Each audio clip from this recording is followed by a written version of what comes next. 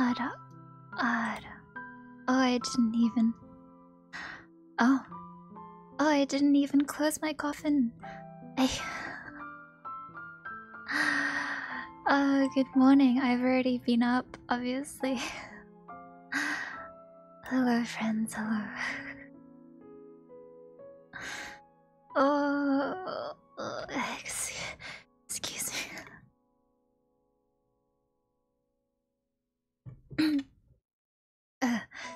Let's try that again. Good morning, friends. Good morning. I am up. I have been up.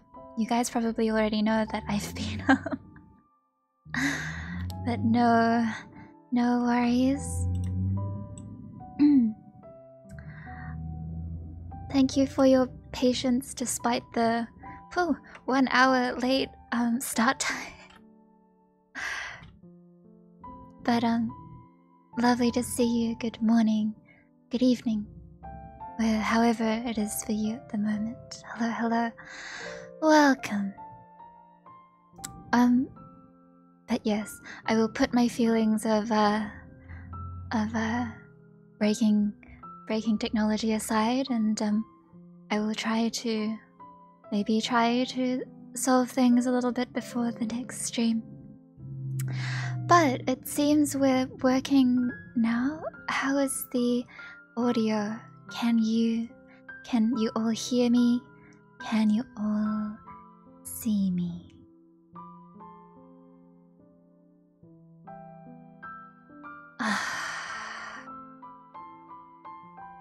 Oh, that's good. That's good news. Okay, calm thoughts.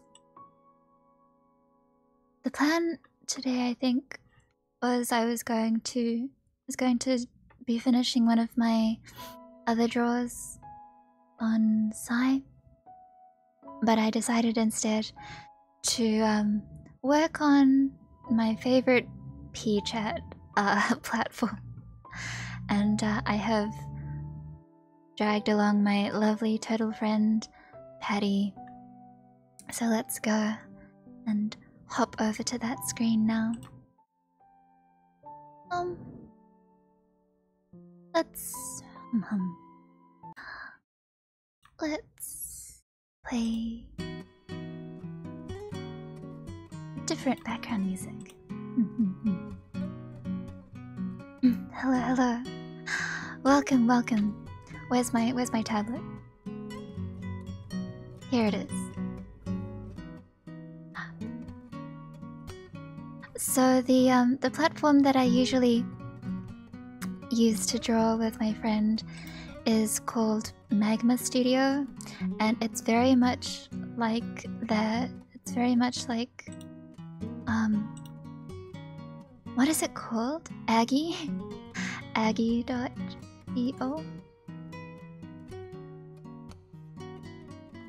Hello, welcome.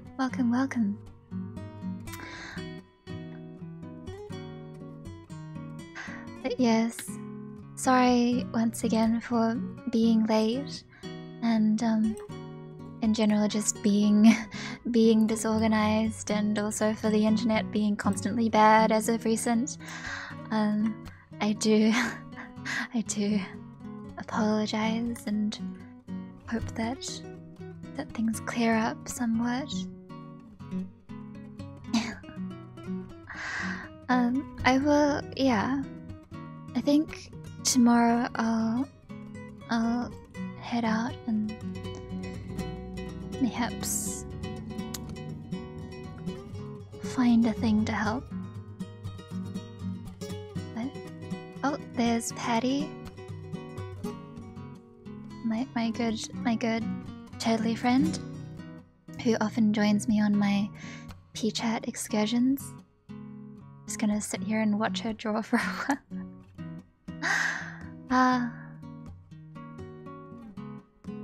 Gosh. No, I should draw too. No, I'm I am just, if only. Are we working? Is it working? I think it's working. It's a dual drawing stream. Yes, you could say that. On one end here we have my cool friend Paddy, who you can chat with. Got it? And yes, we can draw together, as we occasionally do.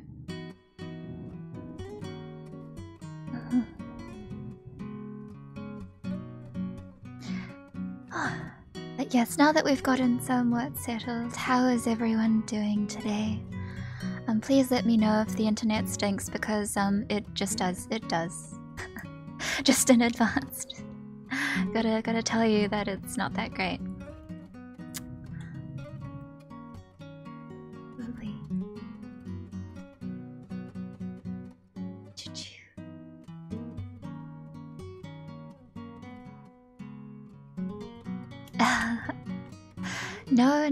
No worries.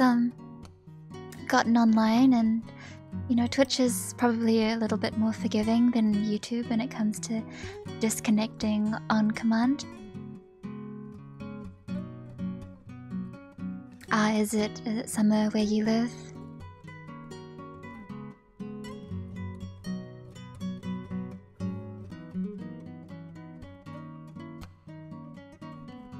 Twiddly handsome drawers. A second breakfast. Wow. Hello. Welcome. Thank you for coming. I managed to get online. An hour and a half late. Hello. Let's see. I wanted to draw them wearing like matching jackets of some sort. So let's see. Let's draw a bun.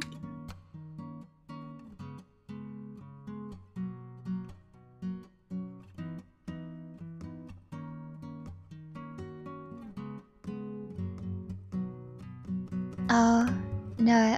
Thank you for coming along. I think the frustrating part for me is that I've been present. It's not that I'm not streaming because I'm not here. I am present, just certain things coming up and being annoying. Actually, let's zoom in a little bit more. I'm not used to using this platform to draw, but it's not too bad. I think for a painting program, it's about as good as it gets. Couldn't ask for better. I do remember the days of old pchat. Paddy is the kind of person, sorry to talk about you while you're like just right there, but Paddy is the kind of person who really has a fun time drawing with others. Goes back to watch her draw.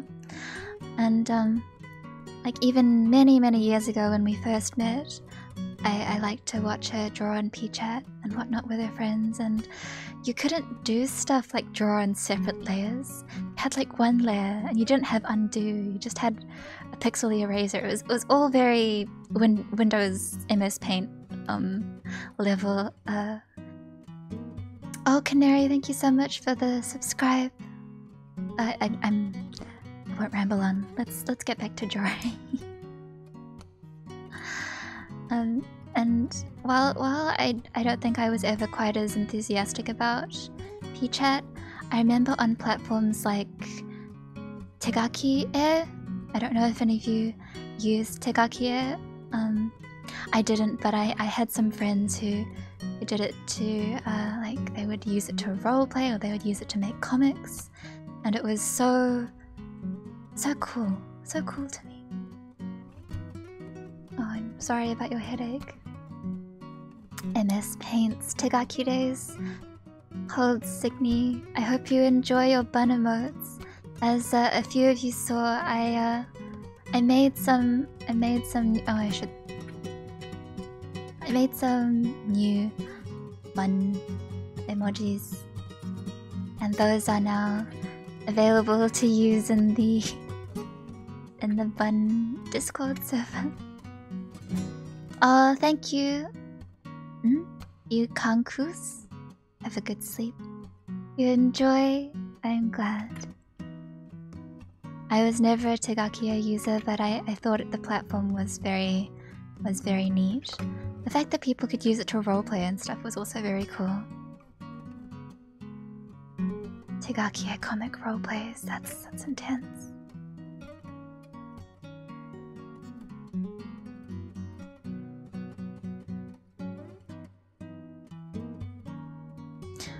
I should change my approach to drawing this. Let's zoom back out again. Good thing about drawing on Magmastudio is that I should loosen up.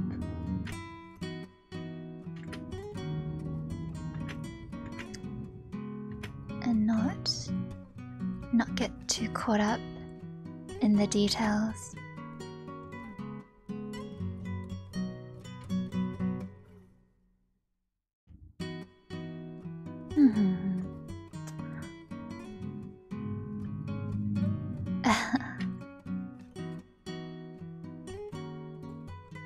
Maybe I'll give Bun some glasses. I was gonna give Turt some big glasses too.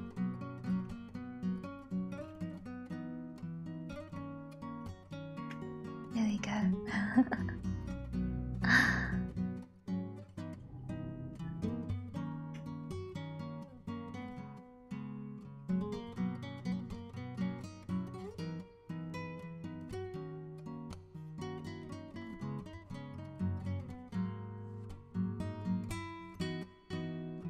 Handsome face. Meanwhile, me and my gremlin. Oh, thank you for the kind words. I get a lot of inquiries about if I do commissions or not, and I think I said this not long ago. But if the question for me is, are your commissions open?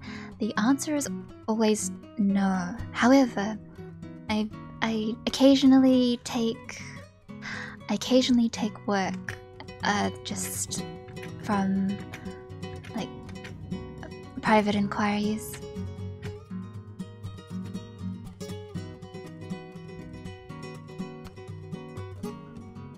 I do appreciate the interest. I am a weak soldier. I cannot do more draw.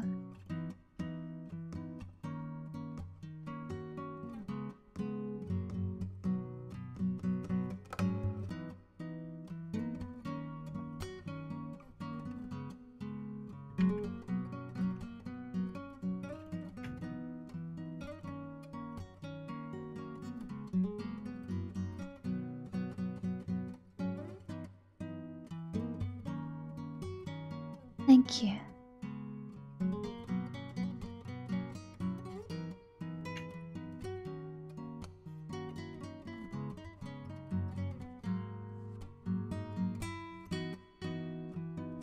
I do think a lot of the times that there's so many wonderful artists out there to commission and work with. And I do occasionally feel burdened by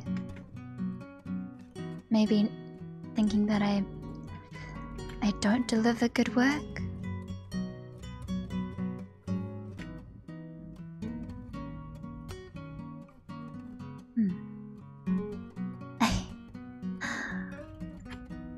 Welcome, welcome.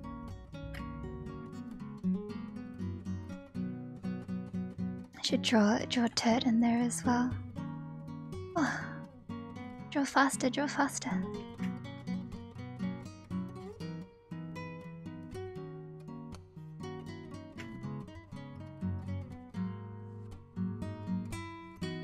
Apologies as always.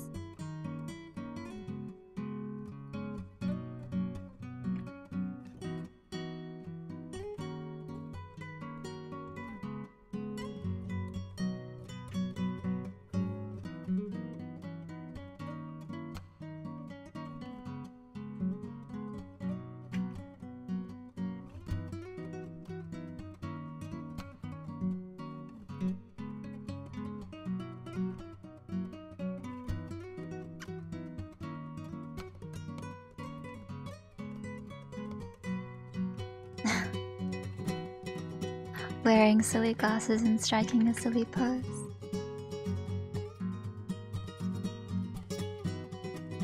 Interesting for today's draw.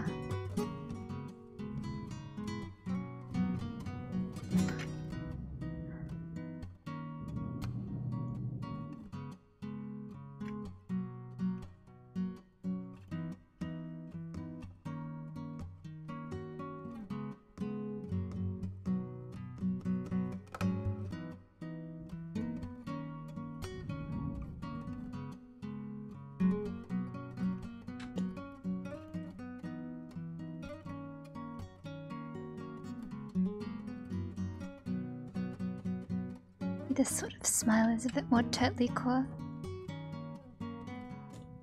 So cool.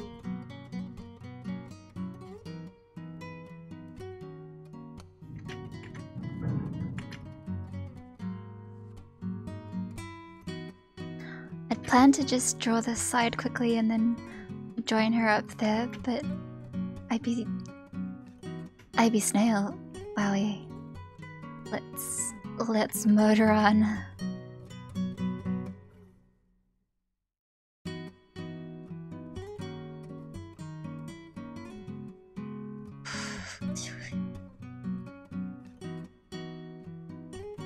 Oh.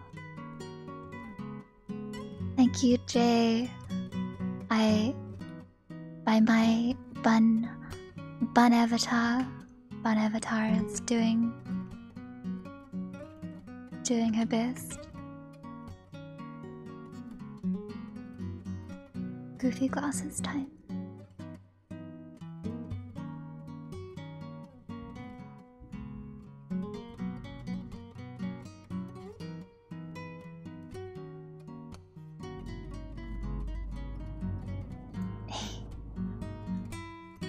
Jay, hi. Scuttles after you.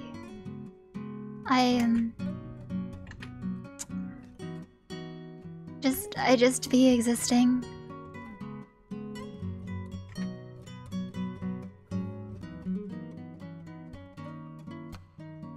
Let's see.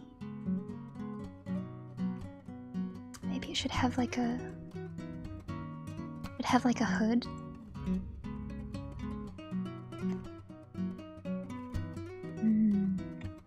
Hood. Eh. Your glasses drawer is so good. That's very kind of you to say. They're meant to be like those big sunglasses.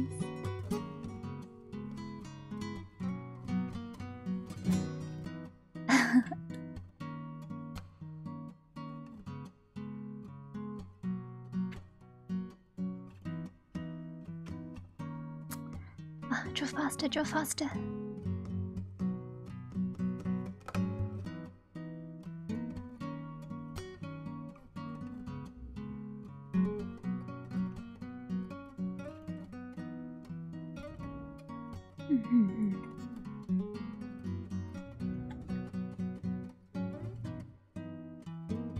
That's a good question.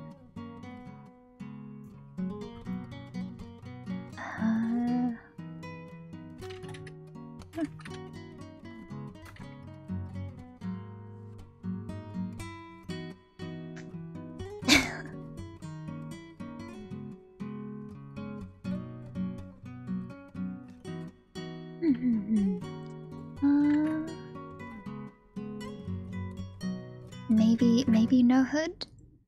Maybe no hood? I don't know. What is fashion? Yeah.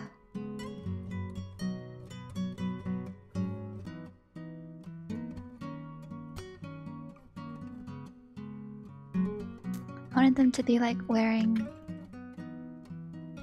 matching.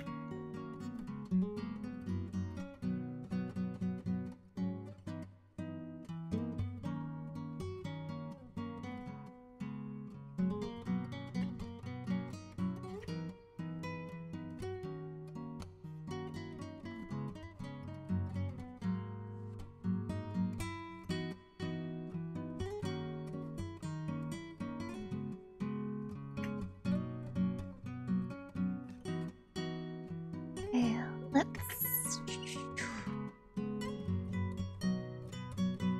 motor a bit harder.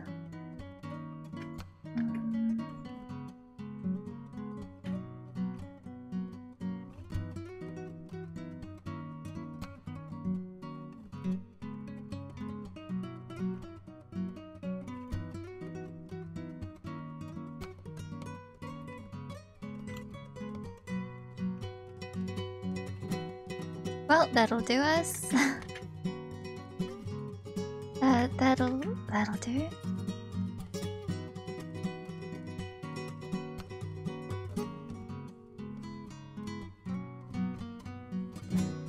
Murder? Does it seem like I'm saying murder? I've forgotten what I was saying. Maybe you're not wrong.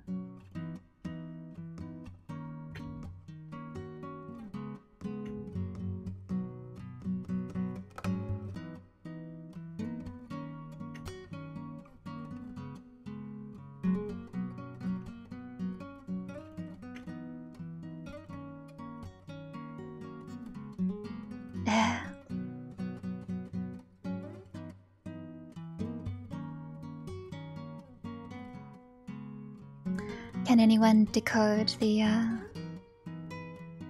bun whispers? Just for clarification, I was not saying murder, but well, up for interpretation, I suppose.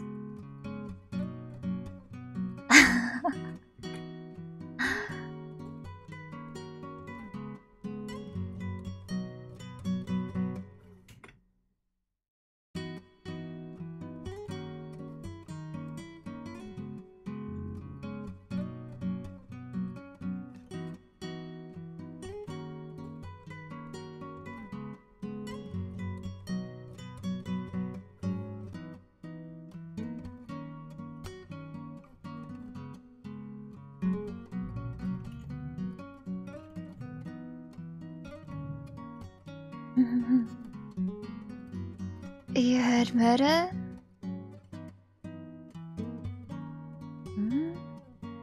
I wonder what I was talking about then.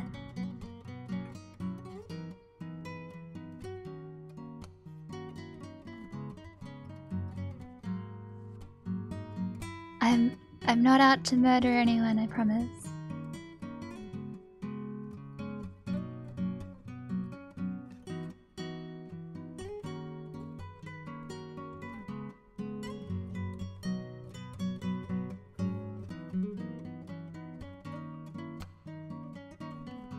This jaw is not very...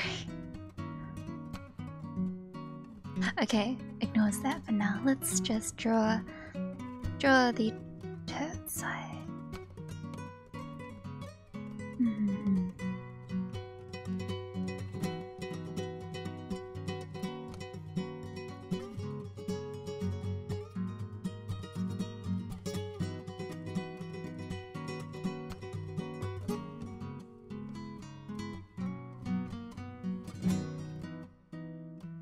Oh yes, I drew and I rigged my model. Thank you for the kind words. Hello, hello. Welcome. Today we are drawing on pchat with my cool friend Paddy, also known as Turtle Queen, also known as Pancake Waddle.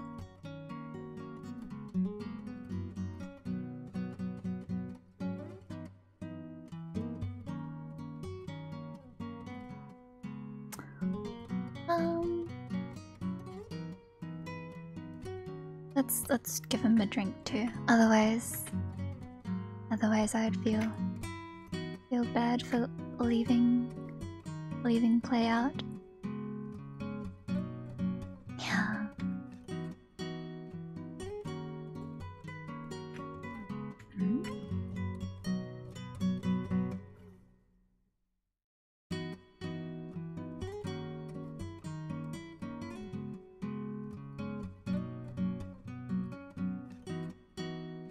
No, I'm just here not very powerful at many things. Despite the thousand things I want to do.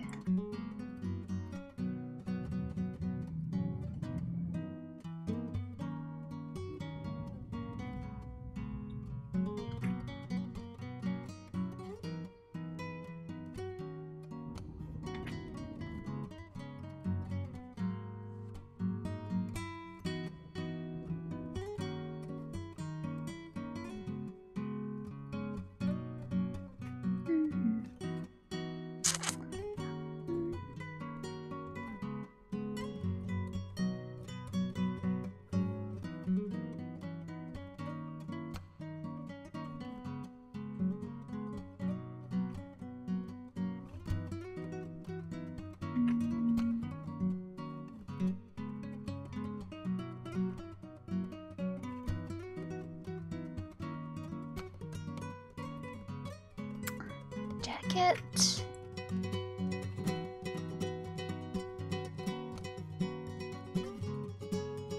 Looks so goofy.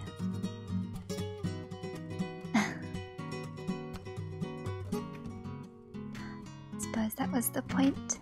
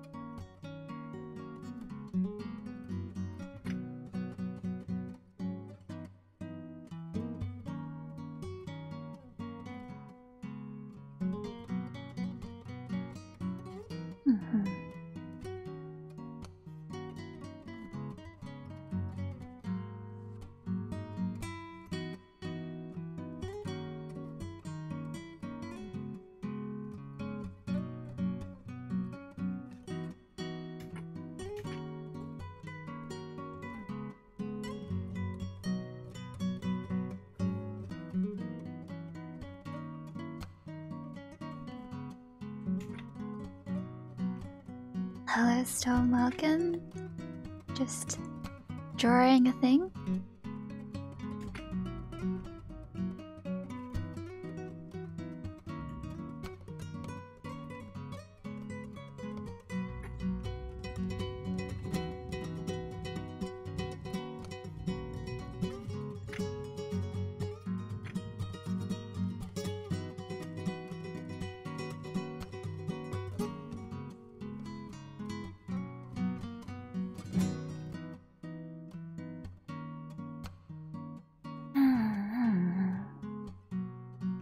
That is the pertinent question. What are we trying on?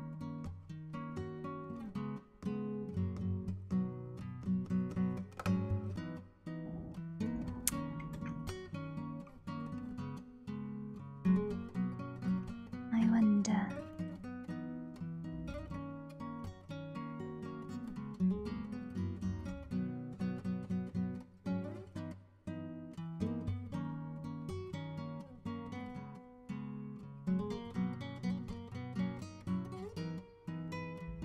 Speaking of clothes.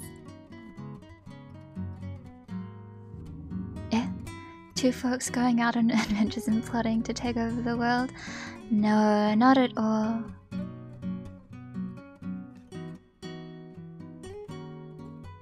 I mean, that might happen if I was with other friends, but not this one, I would say.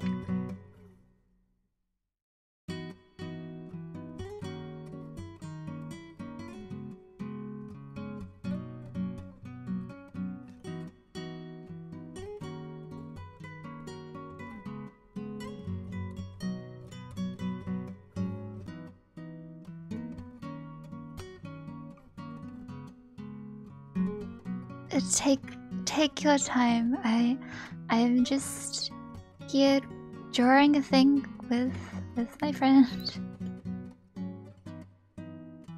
The drawing in the other corner.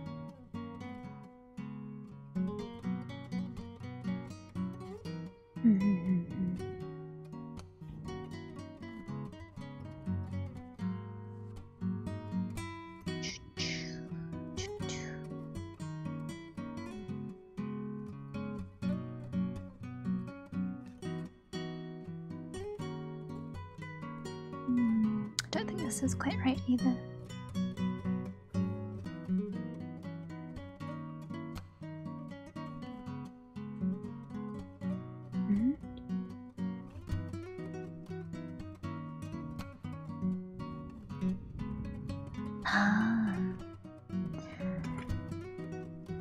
Well, I mean, if you enjoy the lo-fi grass growing, then I'm very glad. I think most of my streams are just low energy existing streams, methinks. Also, me getting caught up drawing things that I don't need to be focusing on. Let's just draw fast.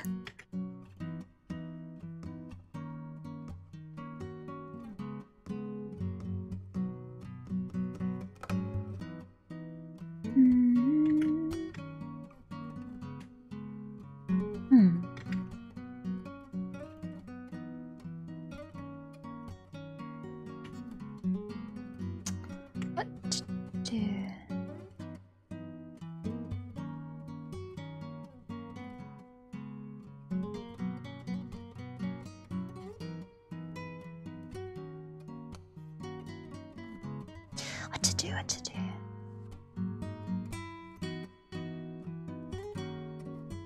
Does your VTuber have expressions? I have a couple of expressions. None too many, and one of them quite scary, so I won't bring it out. But no, it's no worries. Hi Snova. Oh. Yes, angry bunny. There is an angry face.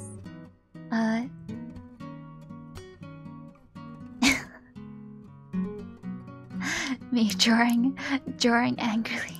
Yeah.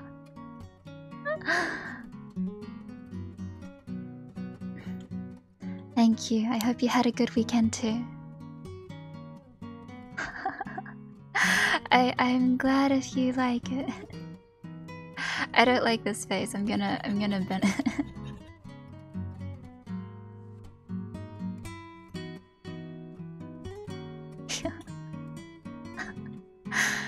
Oh, Paddy.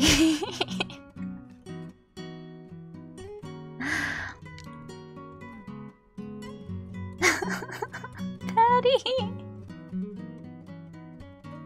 Fine. I'll make some edits to it instead.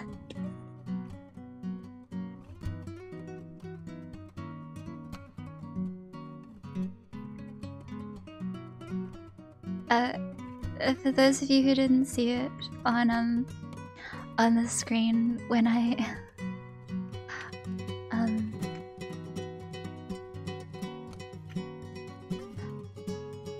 categories just yes, well, I think that's fine, right? Since I am in many ways just chatting.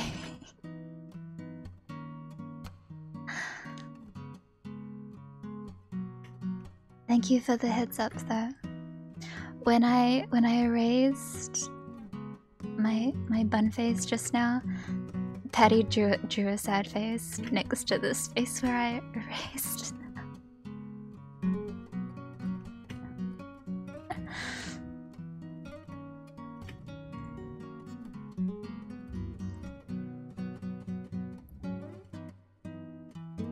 It's a very Paddy-like thing to do.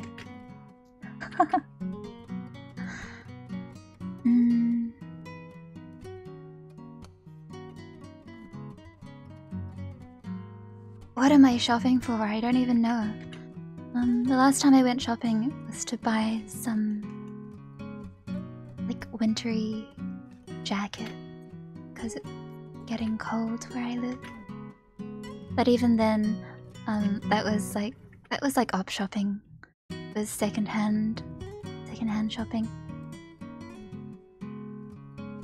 But you can find some pretty good things from op shops too.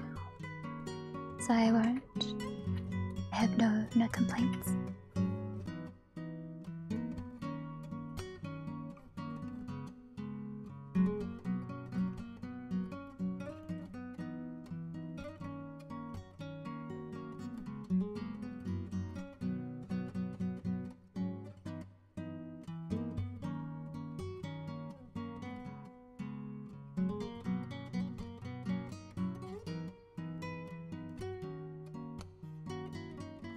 Thank you for the sad face, debut. Don't worry. I'll hang on to my crusty Paddy. What is perspective? It's a good question. Wish I could tell you. It's a mystery to many. Don't worry, we'll fumble our way through together.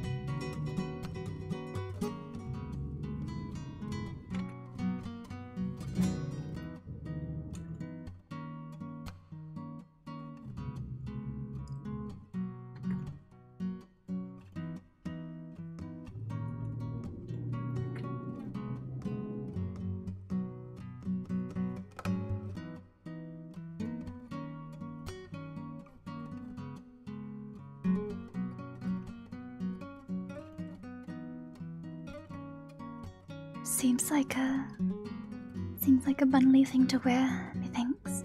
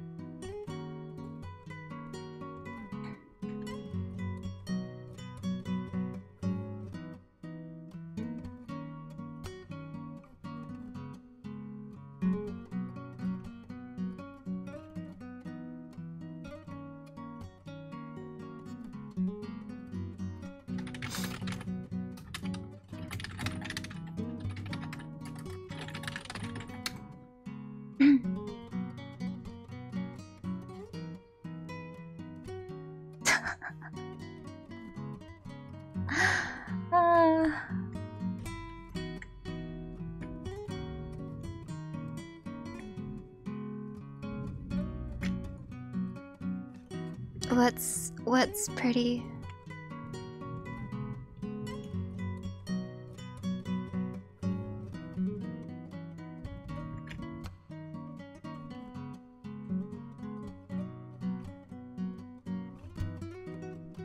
Apologies. What is draw? What is draw? Okay.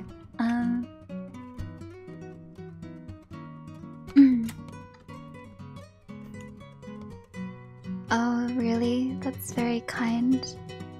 I just thank my friend for supporting my taste in bad clothing.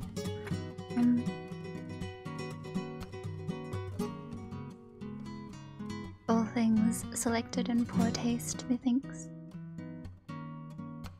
Thank you for the kind words, though.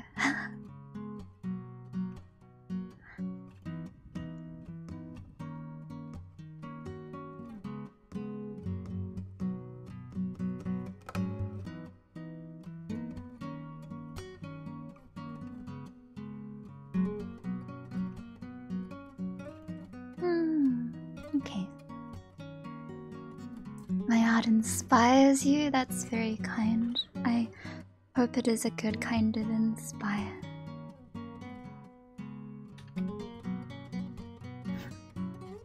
No, I am grateful. Let's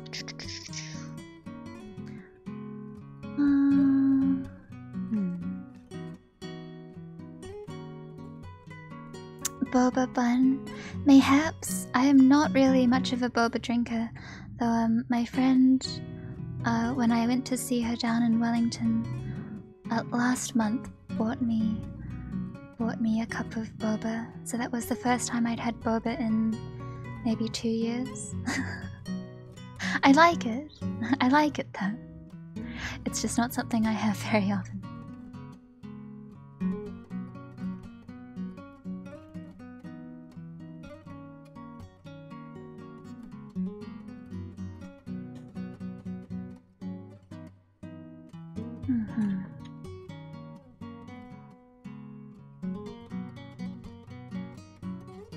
Okay. As long as we get the basic idea, it doesn't need to be too involved. I think having it being higher ceiling than I originally planned is okay. And then inability to draw straight lines, no worries. Semi-straight lines.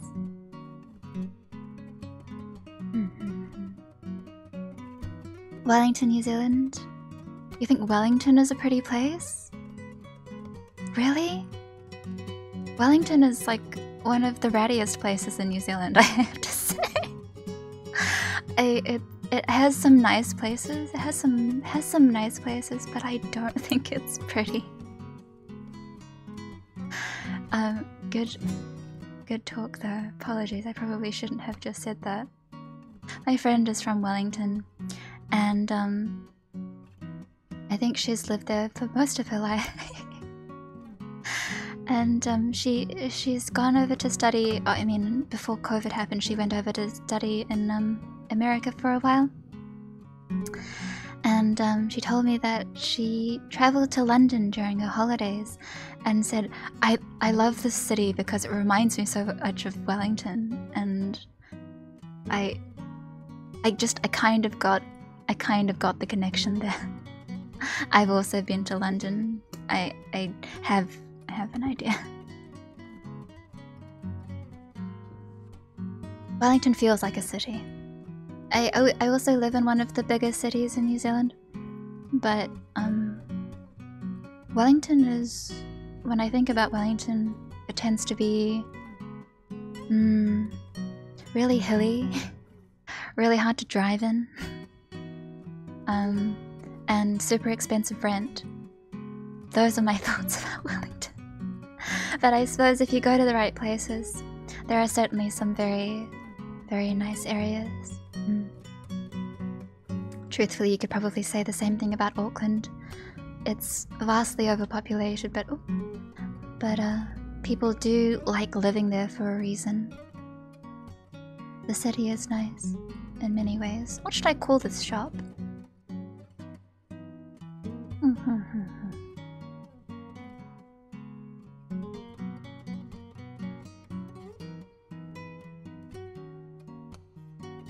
Sorry to your friends, about whom I just said lived in kind of a Scody place. It's really not that bad. But it's hard to live there, I think. The price of living in Wellington is quite high. Which is highly unfortunate.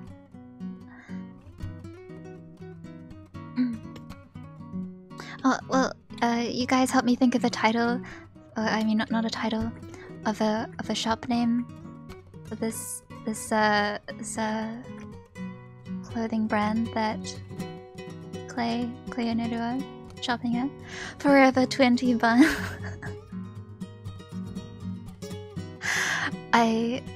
Good, but maybe shorter. Maybe I'll think about something shorter in the meantime. Nice suggest. Actually, we'll just leave the decoration for now. Get down the basic shop shape.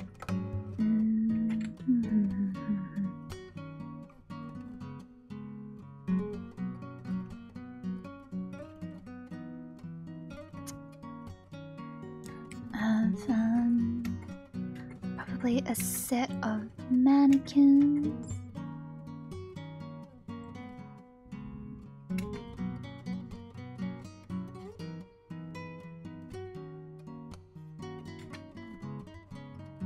Oh, I drew a figure here. Never mind. Bun shop. Uniqlo. Buniclo. I'll take it. Okay. I'll take it.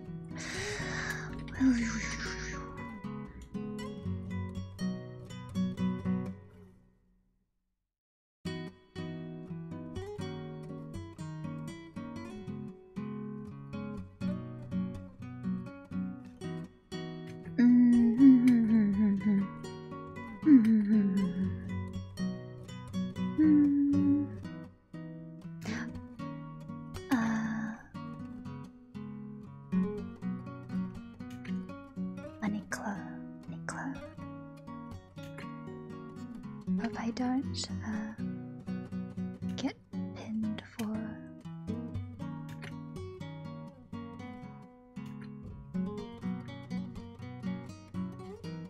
questionable. Bun.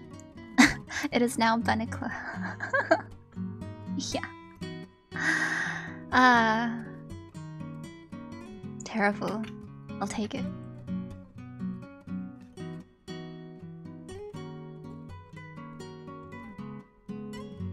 Now a brand. Now a brand. Looks really bad. This is really poorly designed. I'll flesh out the letters later, mayhaps.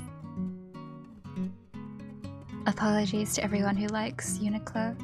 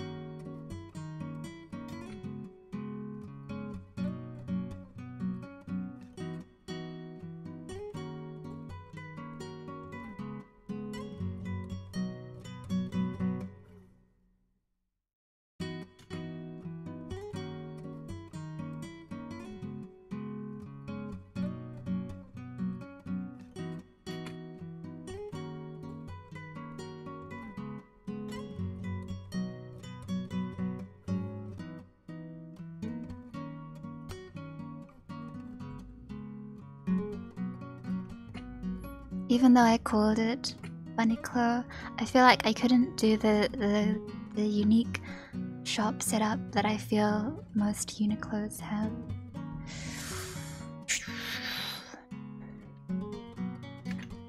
What to do?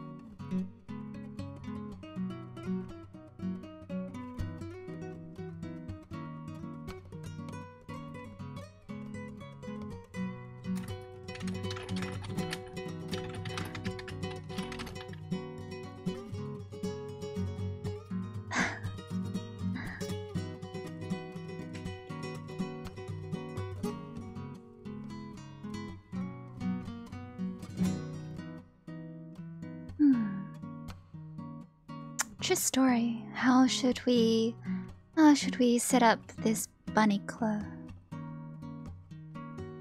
Probably have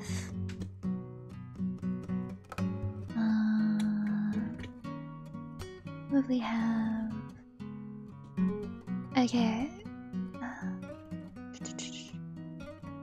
Well, let's start with our usual rack from here so that Toad has something to choose from. And it's like a bun. Why don't you put this on?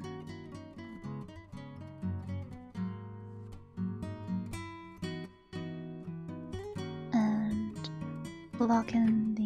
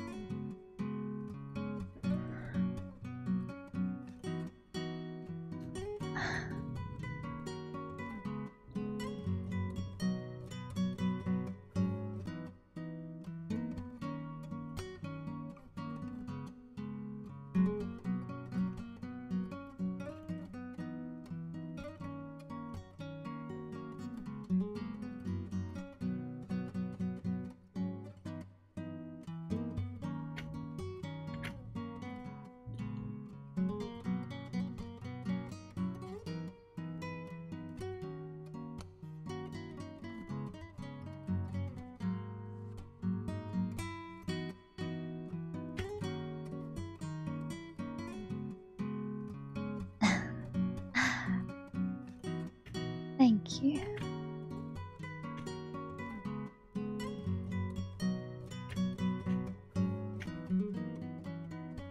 I don't have any bun novelty flavored bags.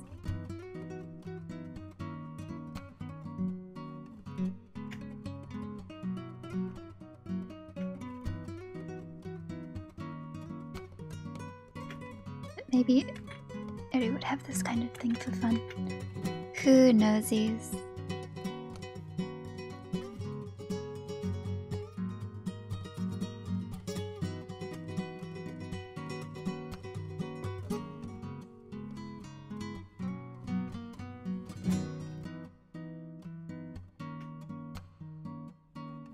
What is draw? What is draw? It's always.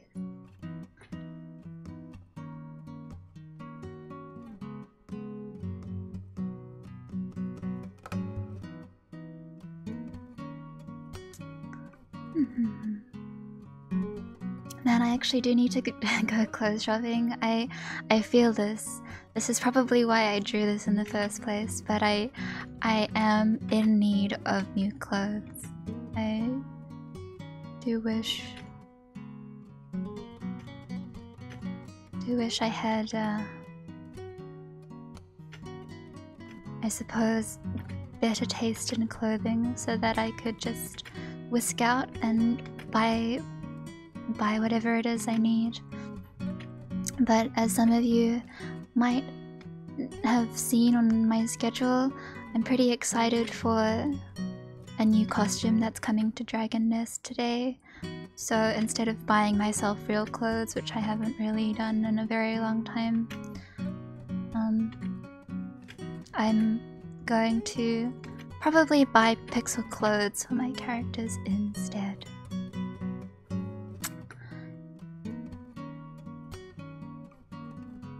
Oh wait, no, it shouldn't be a real life clothes fund. Oh, that's so sobering. I'm very sorry. You guys don't need to donate to the real life bun clothes fund. Makes it sound like I'm very well.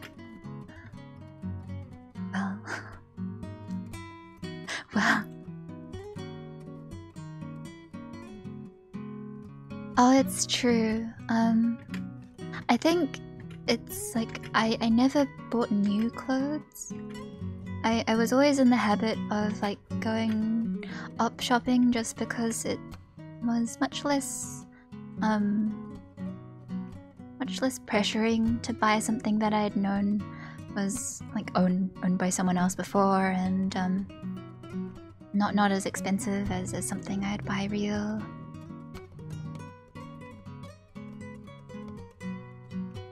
Yes, I did go out and I bought some new jackets, but even when I call them new, they're not really new. New to me, but not really new.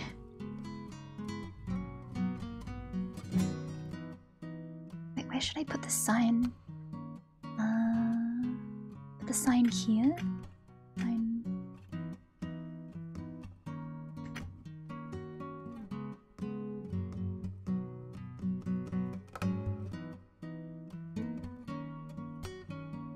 Maybe I should stop trying to think of what would they set up this area in an actual Uniqlo, because I don't know. I've got no idea.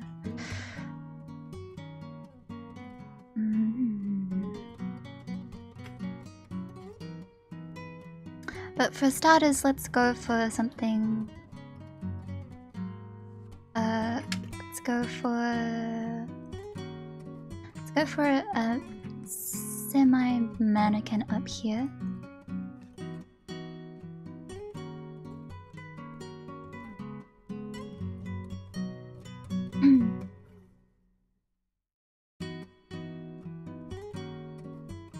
Sometimes there are good things.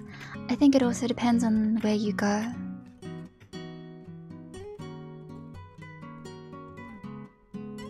When my mother comes, she also likes to look at clothing, or not clothing necessarily, but things that you can buy from opportunity shops. It really does vary, I think, based on the place you live in as well. In my particular area, I know that there's quite a few like tourists and students.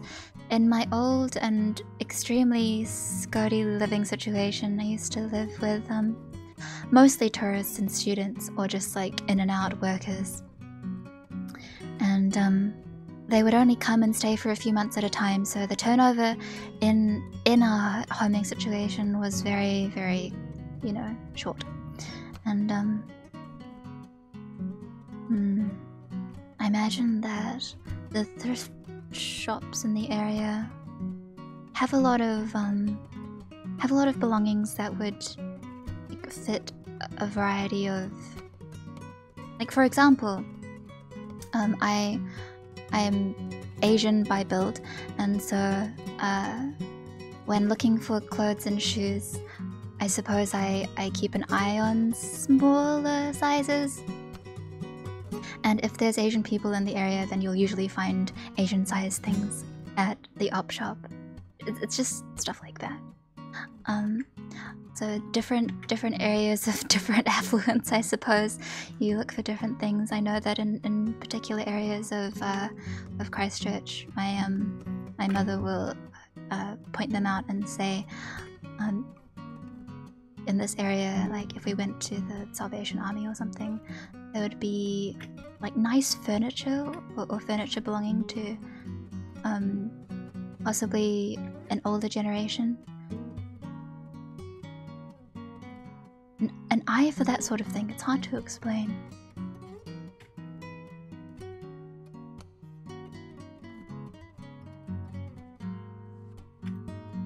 Whereas buying furniture or that sort of thing secondhand in a place where it's mostly frequented by tourists and whatnot, I imagine it won't usually be as like long-lived, just because of the nature of the people who live and donate in the area.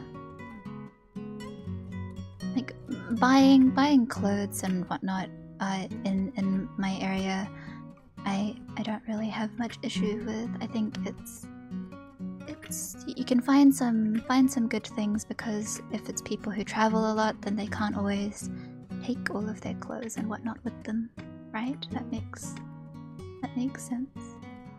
This has turned into op shopping tips with Bun. I'm so sorry. You can tell that I don't really buy new anything.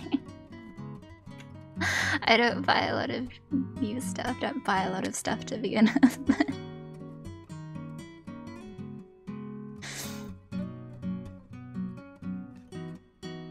The kind of shopping that Bun and Turt are doing right now is something that I basically very, very rarely do. Maybe on special occasions only would I come out to shop at places like this, which is kind of unfortunate, and I could definitely afford to not shop like that.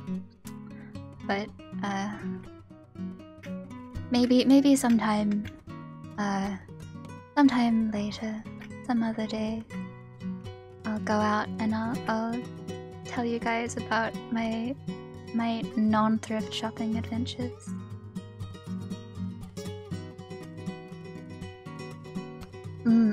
Shopping is tiring.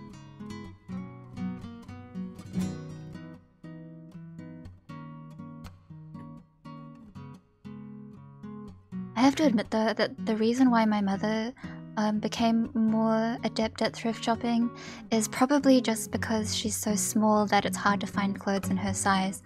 Like even though I'm smaller than maybe some folks, I'm pretty average sized all in all, but my mother is like small framed, like her frame is just much smaller than the average female adult. So so when it comes to looking for clothes, it can be quite difficult to find anything at like a normal department store, like Farmers or Kmart.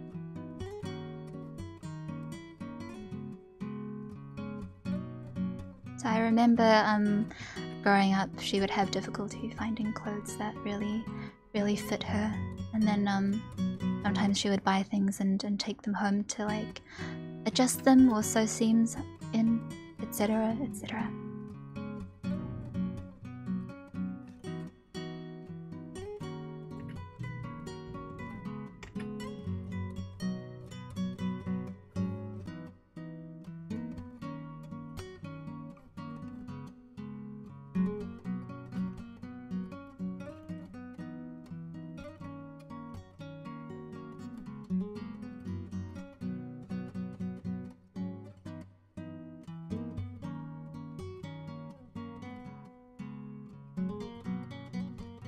It might be a different Kmart to the one Americans know, but we do have a Kmart here in New Zealand. It's a pretty common store. I would liken it to the warehouse. In New Zealand, there's a chain store. I don't even know if I can call it that. It's just like a basic store called the warehouse, and you can buy most anything there. buy clothes, you can buy TVs, you can buy plants. Sometimes look for plants to buy at the warehouse.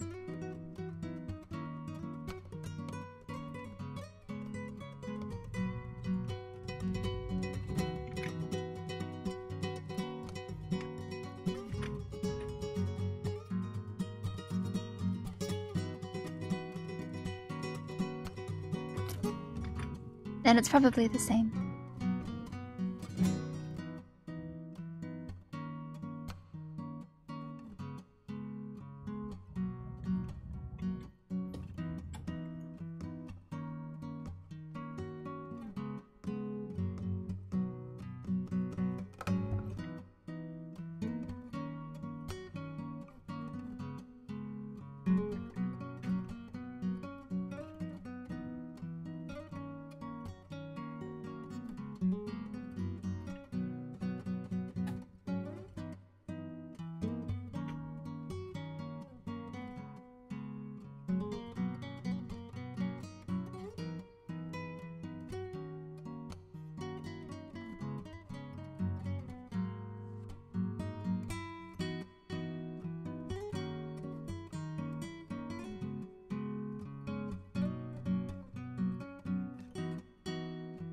Ah, you see, I don't think we have Walmart here.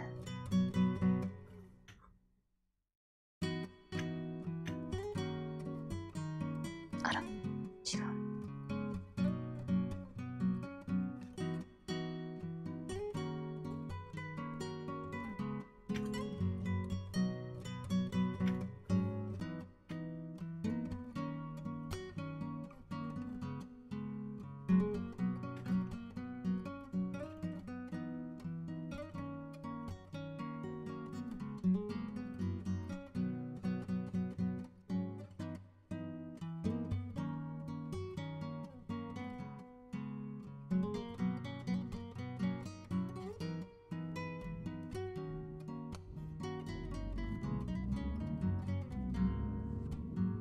I see.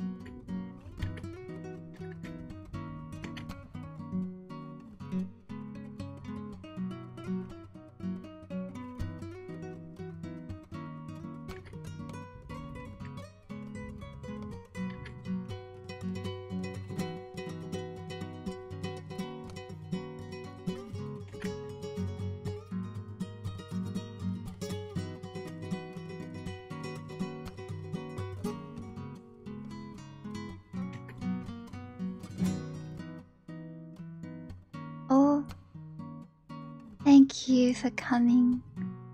Take care. Good luck with your work.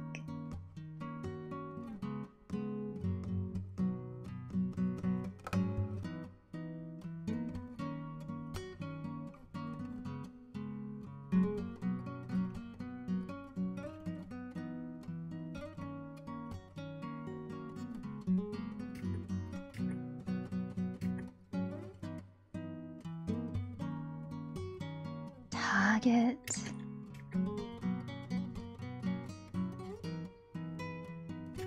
I get the feeling that there are targets here. I think I've seen one somewhere in the city. Interesting.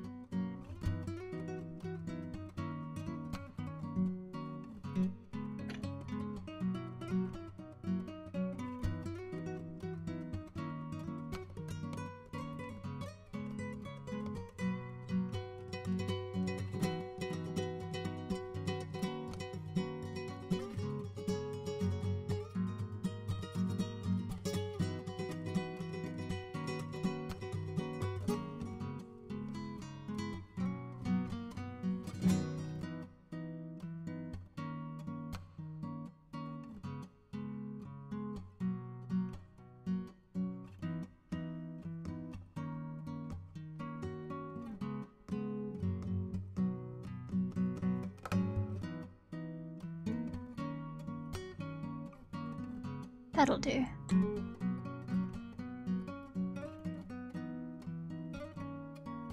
How long have I been doing art? A long time, I suppose. It's pretty vague. This is a tablet that I got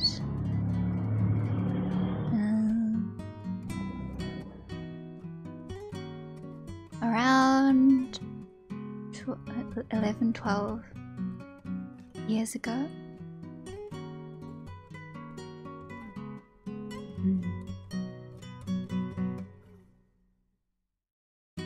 Sure is long-lived. Wait, yeah. Something like...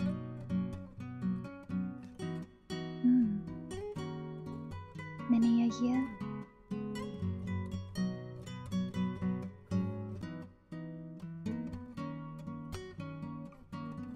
You'd be surprised. Wacom sure lasts the distance.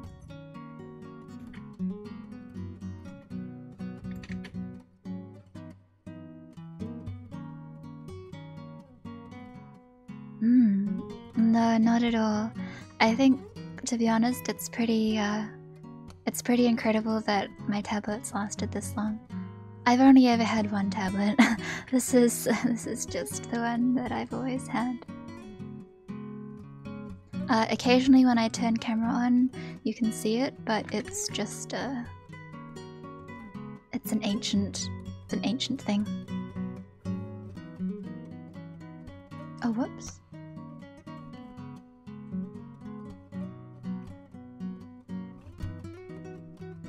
Can't you tell I'm drawing on a stone tablet?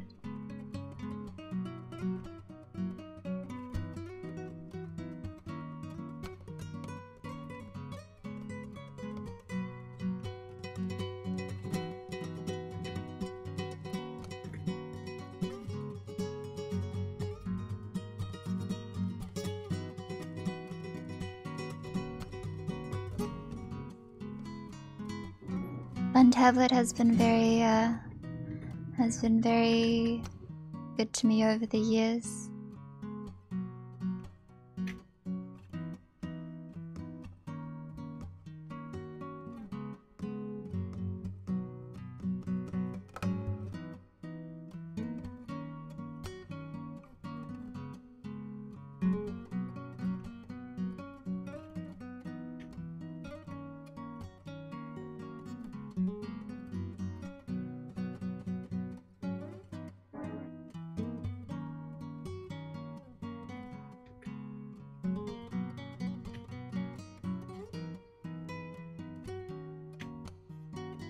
Mayhaps if I ever need to replace it, I'll just look for another Wacom bamboo phone. If anyone still has it.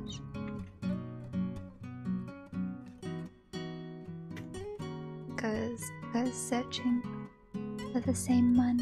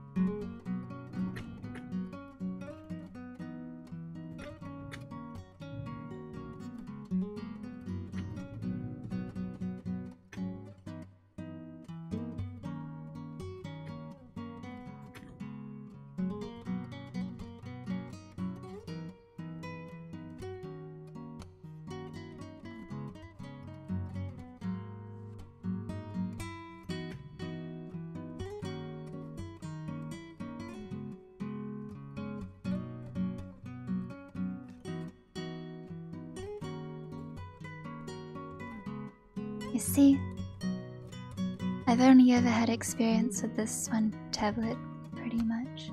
I've only used small tablets to draw with, and that's fine, really.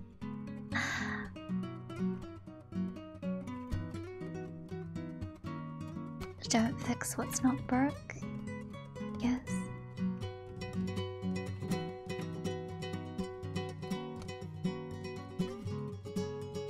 My tablet is my friend, and I suppose no matter what I say about them, the things I have drawn throughout the years are also my friends. Be kind to the things you draw. It's very difficult, and I am probably the last person who should be saying that. But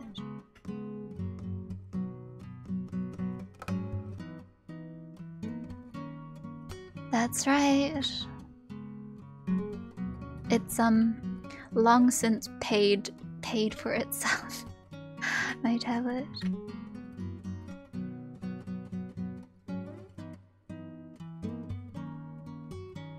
It's very small. I mean, it's quite small, so I take it with me when I travel.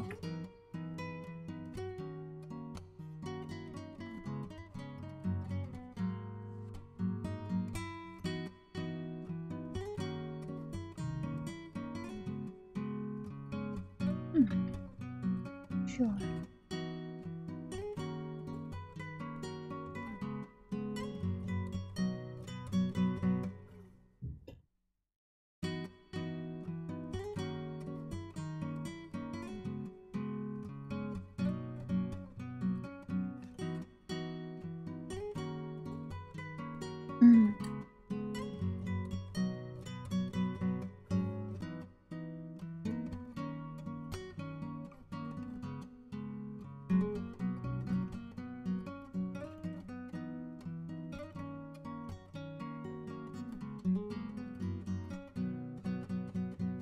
Actually, I should probably color the one down here.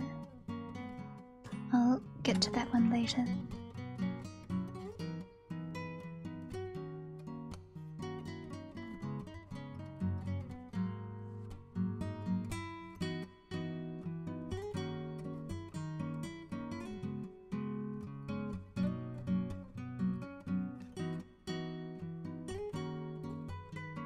Nope. Not at all. I have drawn on neither of those things.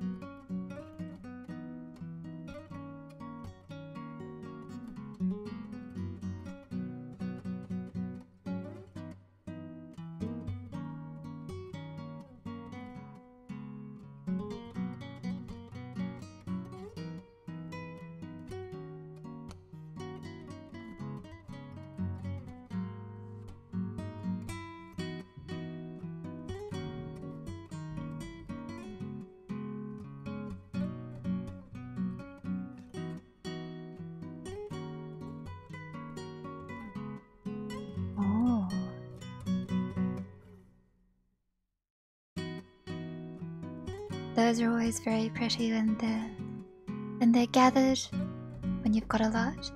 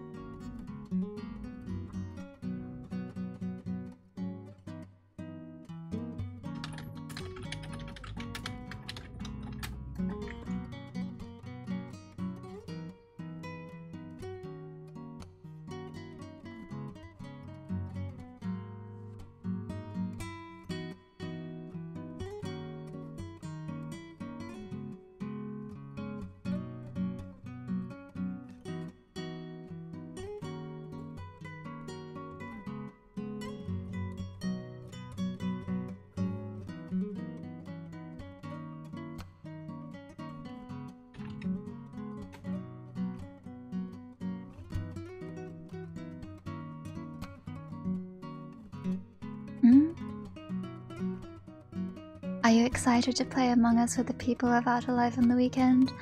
I don't think I'll be there. I was invited to play, but I don't think I'll be there to play with them.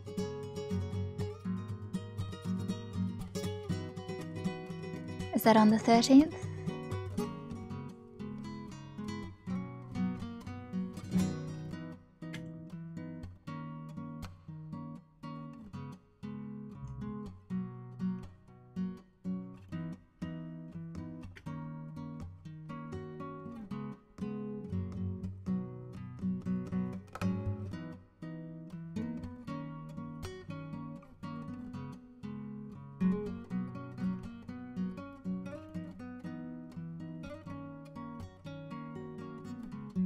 My straw is pink because it can be. Oh, that is why I'm not going to be attending. That is 3 AM for me.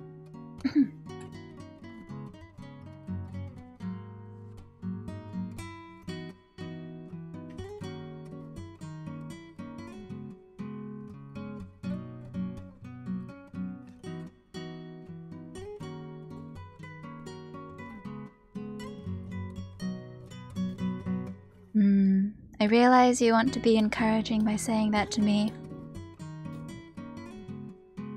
but you're not, though I highly advise you don't say it again.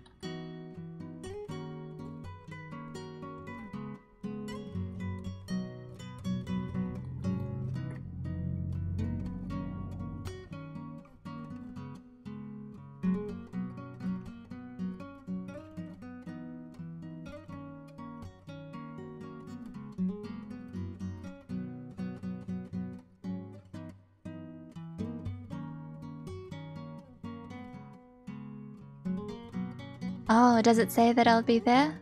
Because I don't think I will be.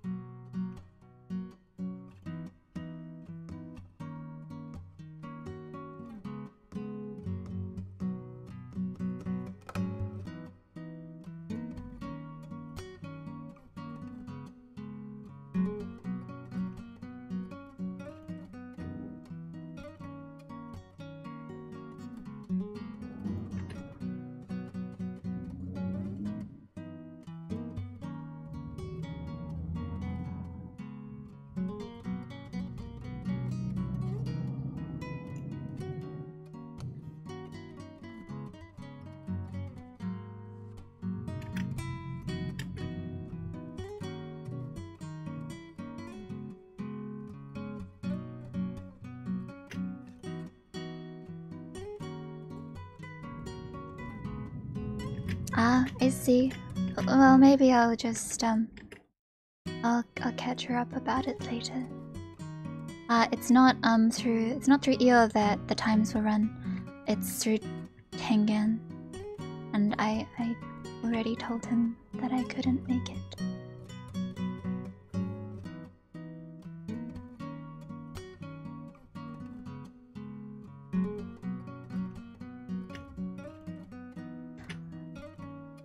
With this particular crowd, I've played like Among Us and Proximity Among Us with before, but that was off stream.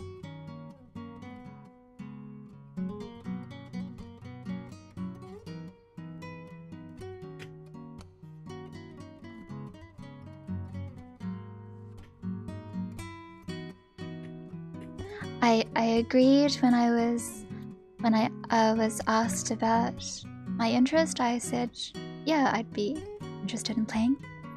And then I gave them my availability. A lot of role playing. I don't know about role playing, but it is fun.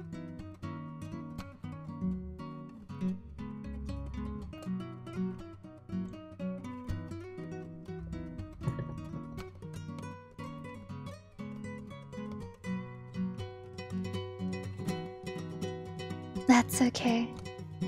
I mean, I'm not too worried about it myself. Even if I'm not there, I can always watch and enjoy afterwards.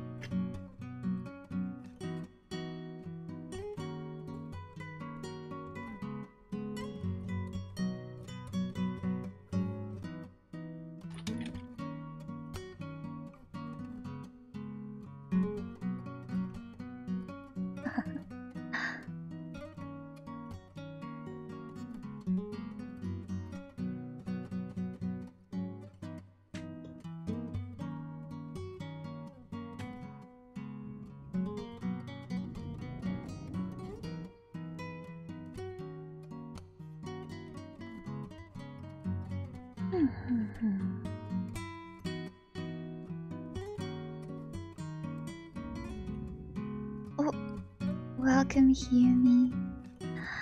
Welcome, welcome. I'm just vibing.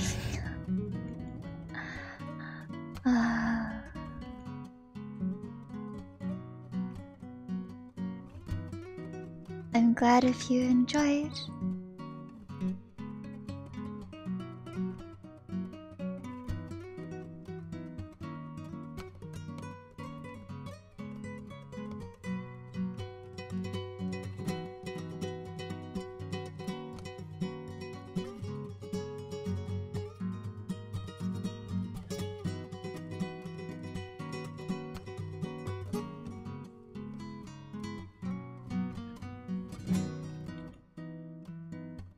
Hello, hello. Will I be streaming on Twitch more? I've been streaming more on Twitch recently out of fear, but I like to think that I'll continue on with YouTube as my main platform. I guarantee nothing. If things pan out well with my internet, then I would like to continue using YouTube. But I don't mind showing my face on Twitch now and then. I know some people want to rack up channel points to purchase things.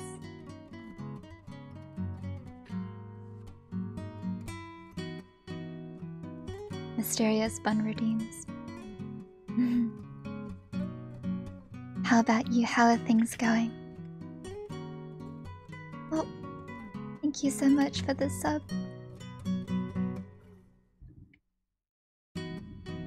As always, it's just very lo-fi.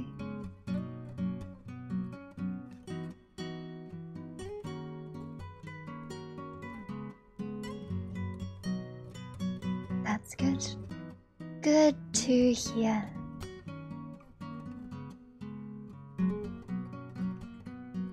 Actually.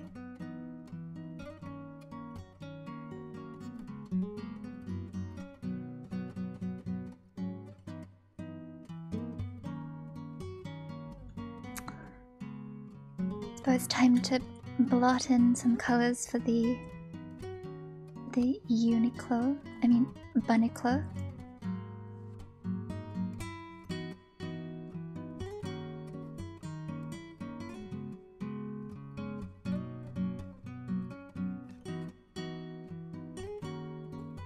Who is that question directed at? Yumi?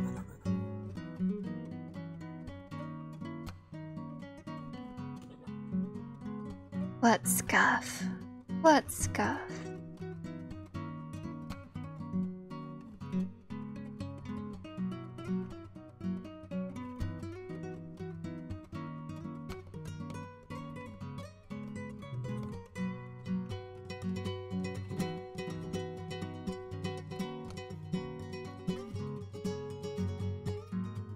Hey,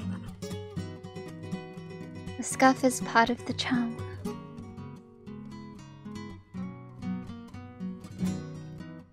Yeah.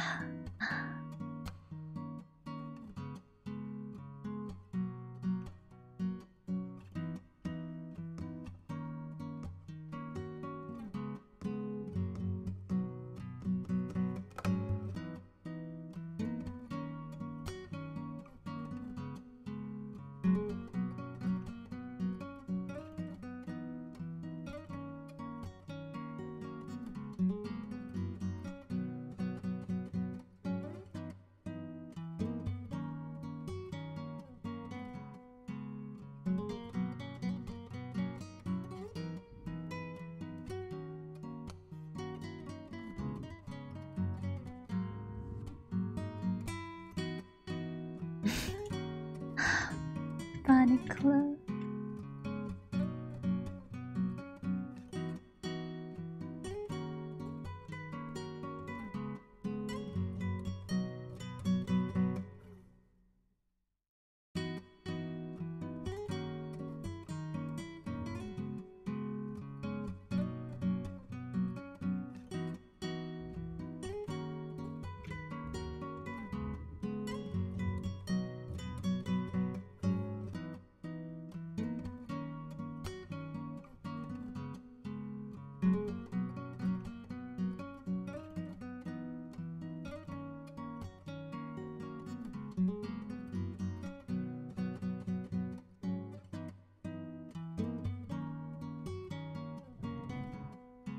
Oh wait, maybe the whole thing should be mm.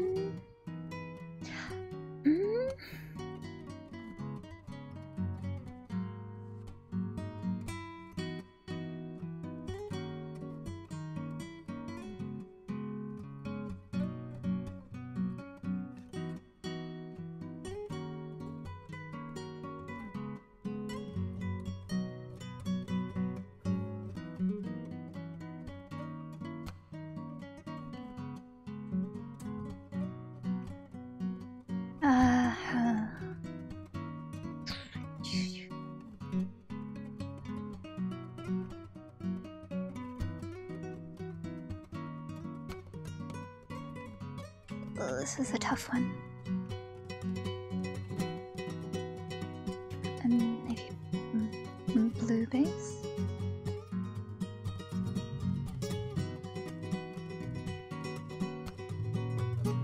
And then still blue base.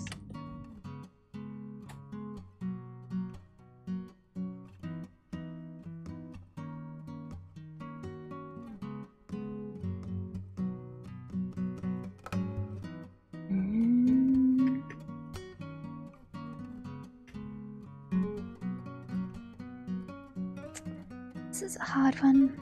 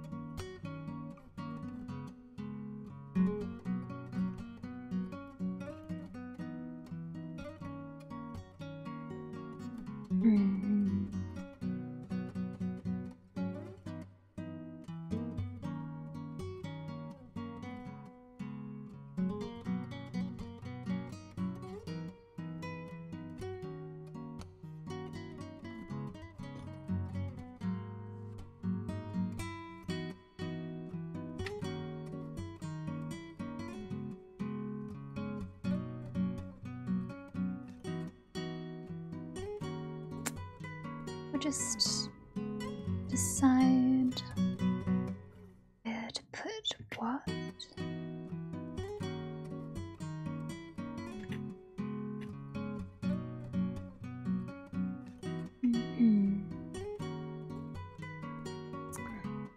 Barney Club.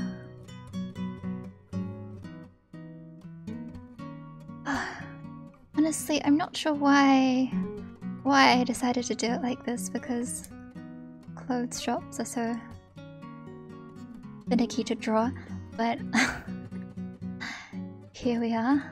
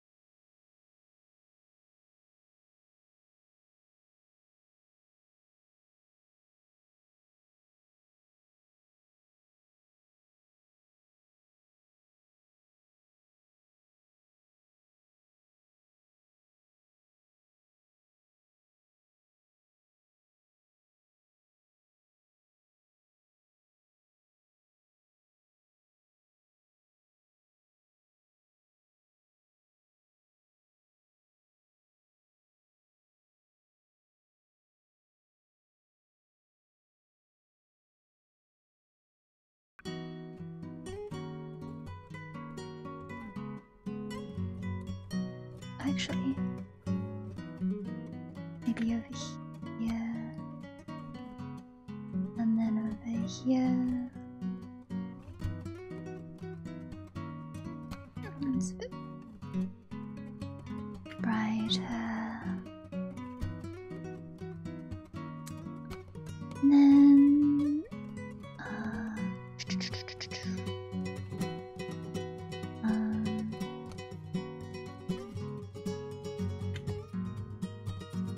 pink, and then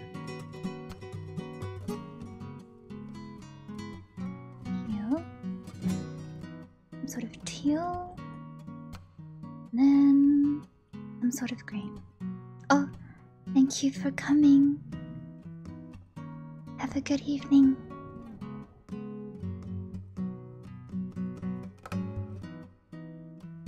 Sorry, I truly have just spent the bulk of the stream zoning out and drawing clothes rags. Wow.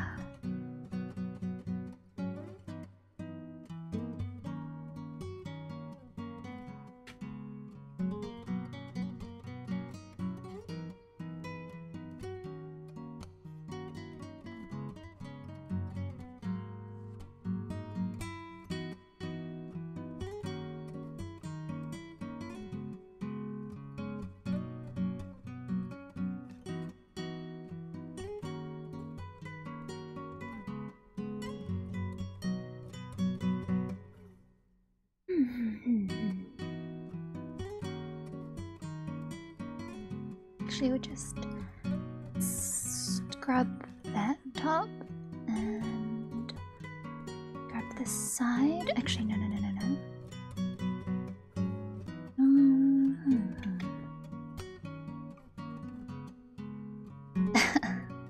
Oh, thank you. They're only nice clothes racks if they look nice when they're colored.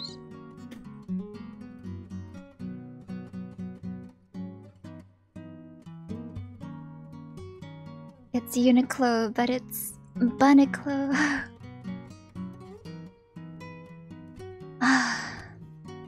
Okay, for now, let's stop this, close this, and let's make the bun a little bigger, mayhaps.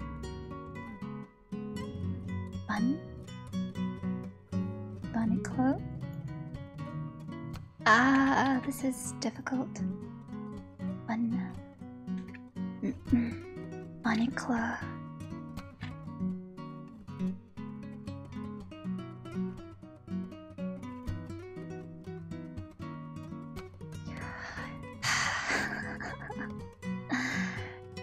Oh, it's no good.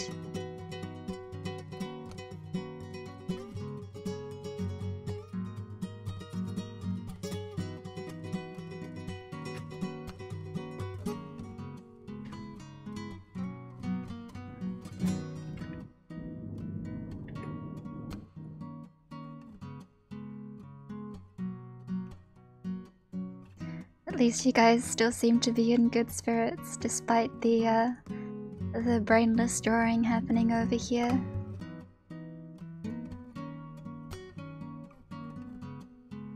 I feel like it's palpable. You can feel my brain is churning away, trying to think of how I'm supposed to be drawing a thing.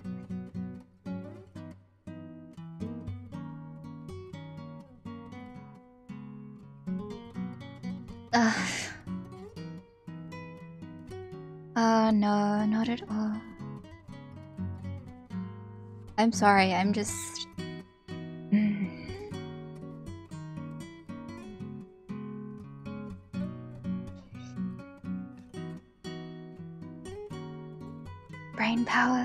Brain power is down. Is watching Bun fun? Is watching me trying to figure out how to draw a Uniqlo fun?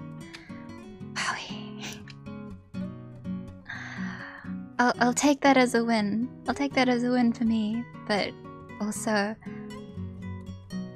feels like I've just been flubbering real hard this entire time.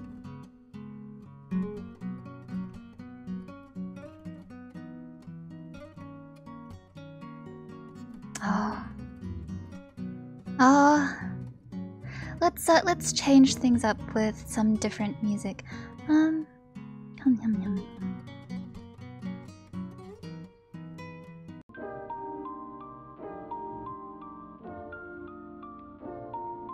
This sounds like the music I used to use when I first started streaming.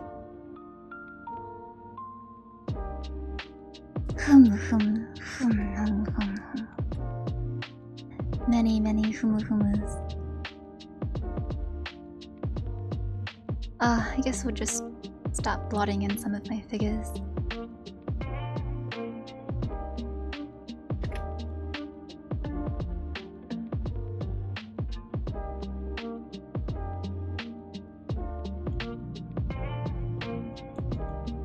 Actually, no, I should draw the side first.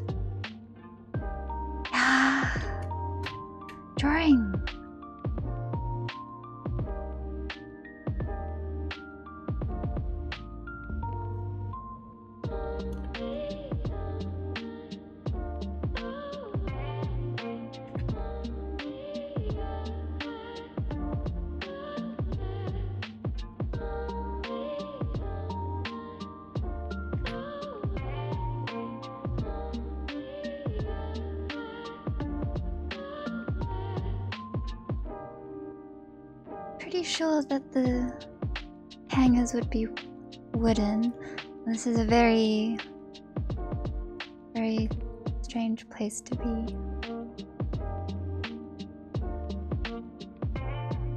Doesn't even look like wood. Oh, I've scratched that. Any hangers will do us.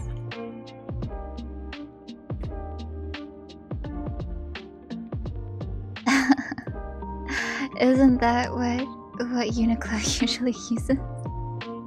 Wooden hangers?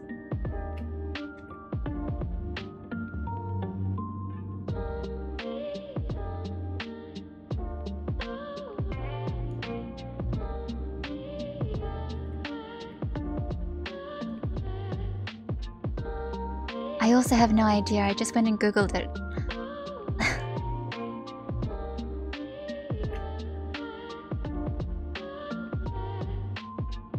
Oh, I see. I'm sure it varies.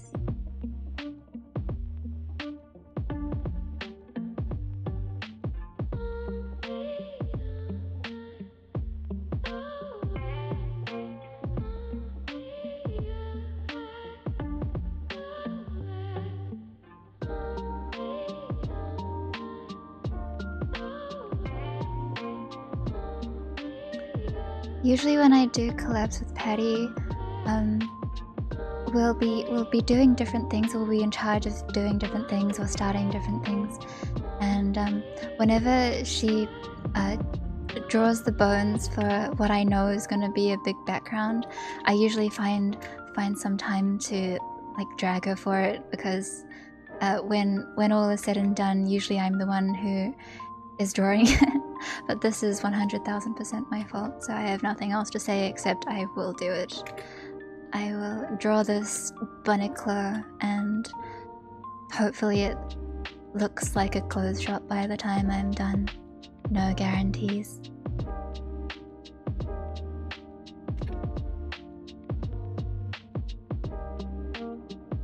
Some stuff I didn't fill in, and I'm sure there's a fancy lighting happening somewhere.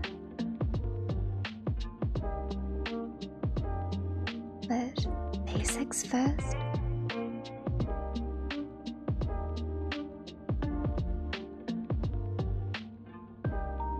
Oh, haha. Thank you. Well, I'm glad to know they don't have fancy lighting. There's a lot of things about clothes shops that I think fly under the radar of like normal bounds of noticing, if that makes any sense. It's like the way that supermarkets stack their shelves. There's like a very specific hierarchy to which they stack shelves, and products that usually get bought the most are like at eye level, stuff like that, you know? That's right. There's obviously different ways to make clothes appealing, different ways that they are advertised, and I think there's probably a lot of science that goes into the way these places are structured. And I was just thinking about this being like a spot inside a mall somewhere, but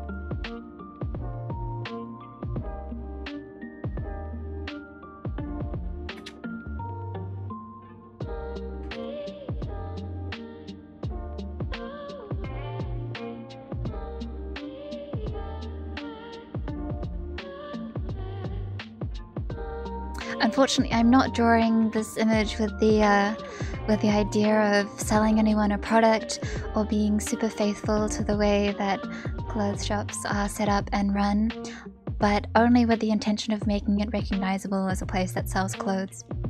I think it's a pretty good start. It's a pretty good start for me. I'll take it.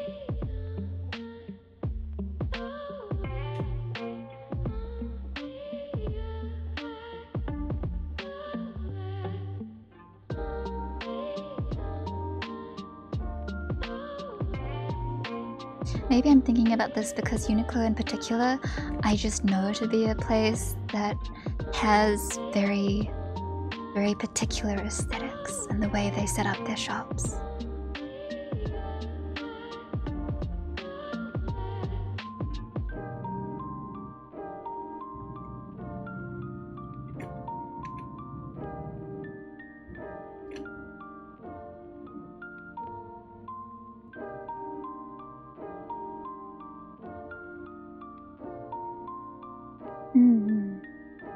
It's true. People rarely look up. I would say reality is that people spend a lot of time looking down, especially at their smartphones and what have you. Plus, this is Buniclo, it's not Uniqlo. Oh, welcome, G. It's not your ordinary department store.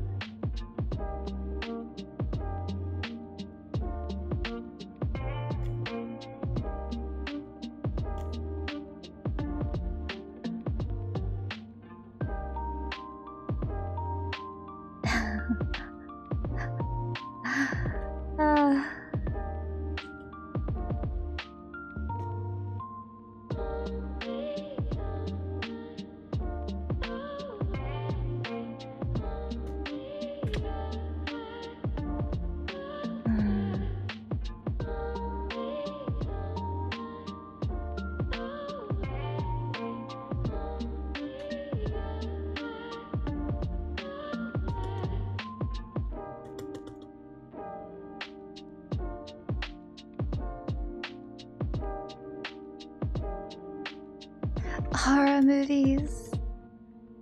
Yeah.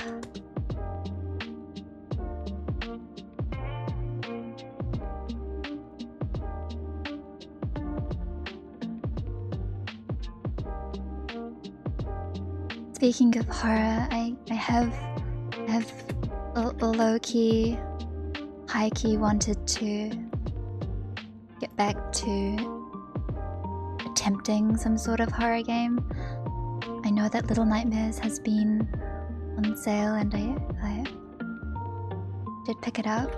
And even though I've watched the game through, I don't know if I'd have the guts to actually play it myself. All things mentioned. That's right, it was free. That's what I mean by it being on sale.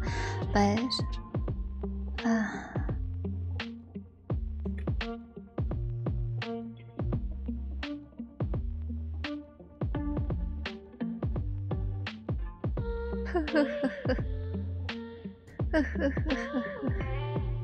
yes, you did pick it up briefly, and I mentioned that I thought the series was good, or the kind of thing I thought she might enjoy. No, there's plenty of playthroughs and whatnot out there. My attempts to make this your regular mole fake granite, it's not working very well, so what should we do?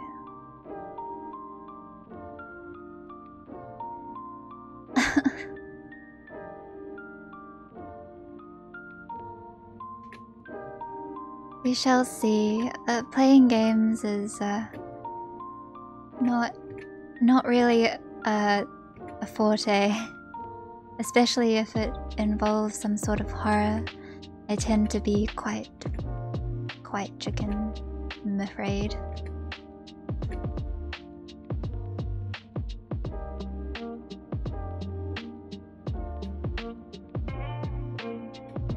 Which is such a shame because I'm interested in horror.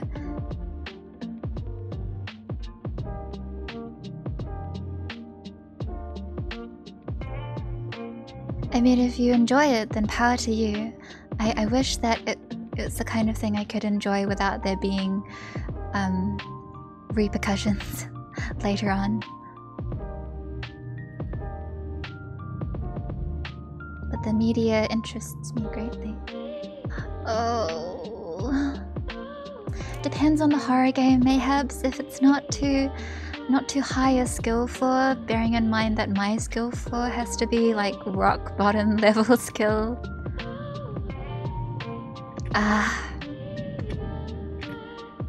Just thinks about it and shrivels up into a small bun prune.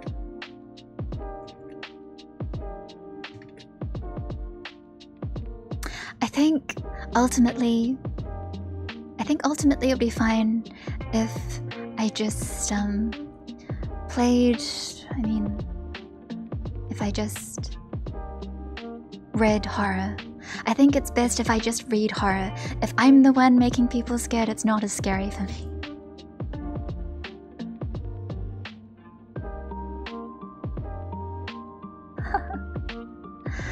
Tsugu no Hi is quite... It's like highly rated as a popular horror franchise. No, not franchise, just a series of games. And I did choose one that I didn't think would be very scary to play. Just went through them all, methinks.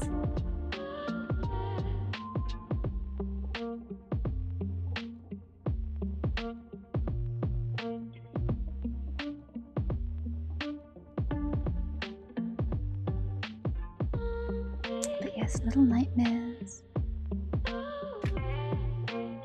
I've heard that I am quite scary in Among Us proximity chat, though. Mayhaps Kiyumi will be able to attest to this at some point.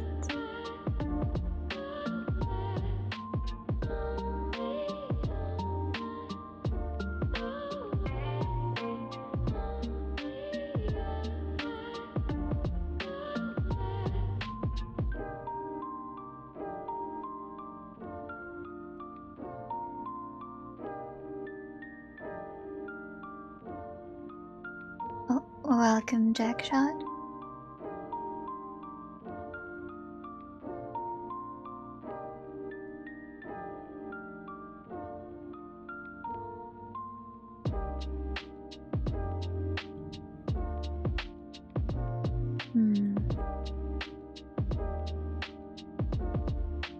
Have I told you guys about the story where I scared some of my peers on a school trip?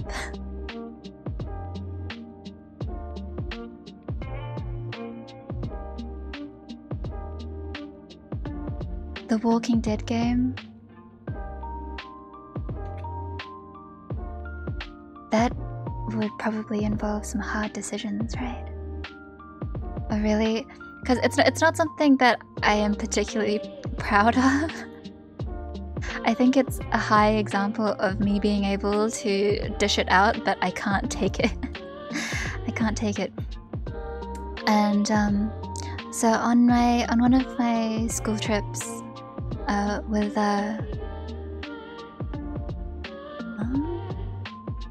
how specific should I talk about this? Okay, so I was on a school trip, staying overseas for a week with for a bit longer than a week actually, with some of my senior class and some of our junior class, and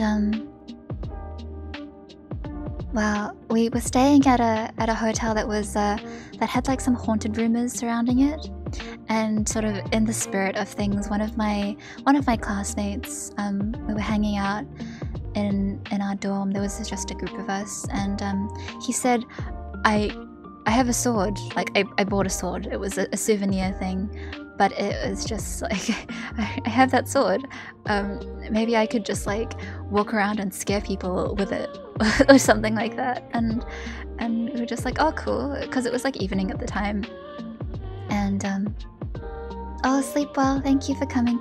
So I went along as me and a group of the guys started treading the halls looking for rooms that other people were staying in, and I was like, wait, I'm pretty scary, give me the sword, I'll hold it, I'll stand in front, and I'll be the scary one. And so I threw all of my hair in front of my face, and I stood in the way that you know, the good old Juon, the ring characters do, and tipped my head slightly and just started trailing after them, holding onto Blair's sword. And and there was a point where he turned around and was like, "You are really scary. You're like really, really scary right now." And I didn't say anything, but I think it's just getting into the scary vibes. And so a couple of rooms we walked around and knocked, and I would stand there at the door scaring my lower classmen. And there was a point where I think we debated about going to scare one of the teachers, and we knocked on the teacher's door, and from within we heard a pretty loud "who's there?" And so we were just like, actually no, let's dash, let's not do this one, otherwise we might get in big trouble for this.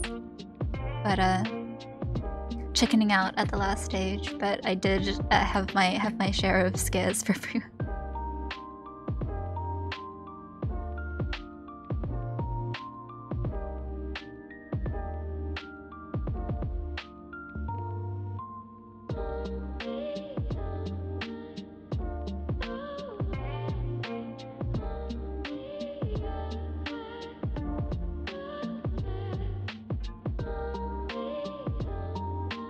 Do you not think I'm scary?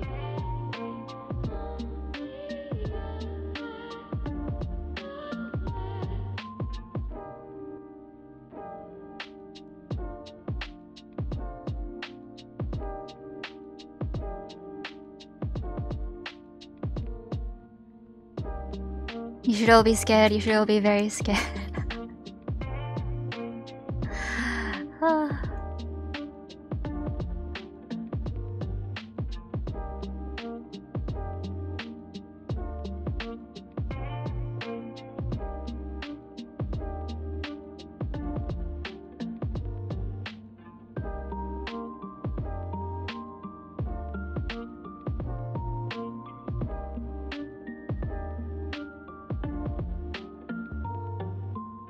Even with my my adventures of scaring people in consideration, I have a hard time handling all manners of scares.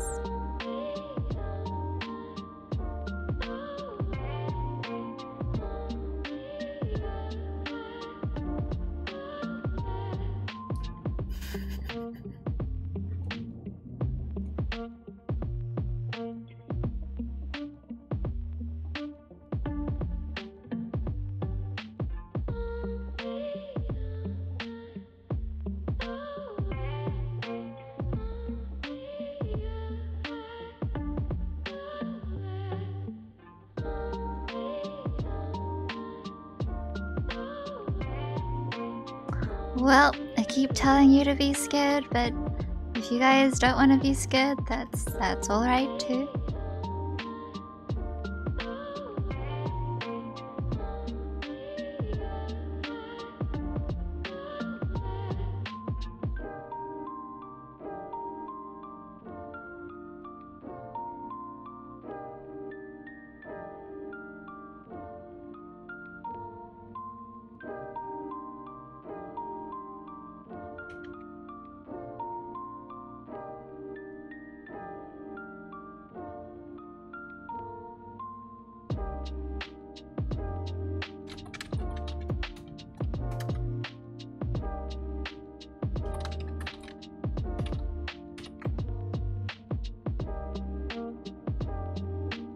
You get sent to the shadow room.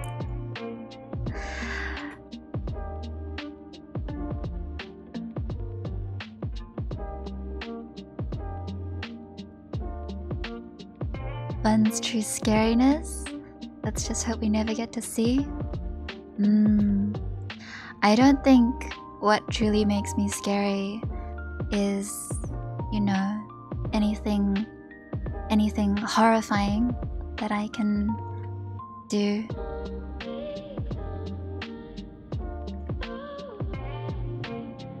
But I think when I say that I can be a very scary person, this is also true.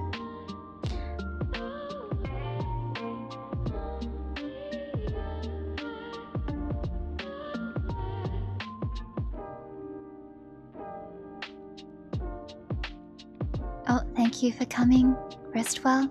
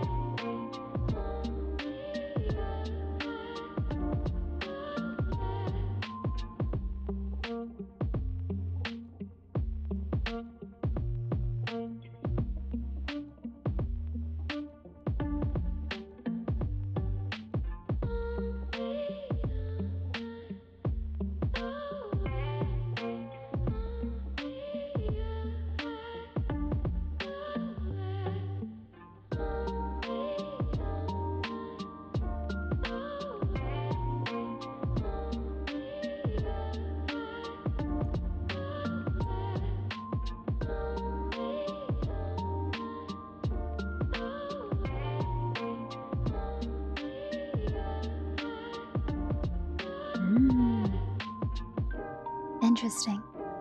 I genuinely do think it's having an imagination that makes something scarier.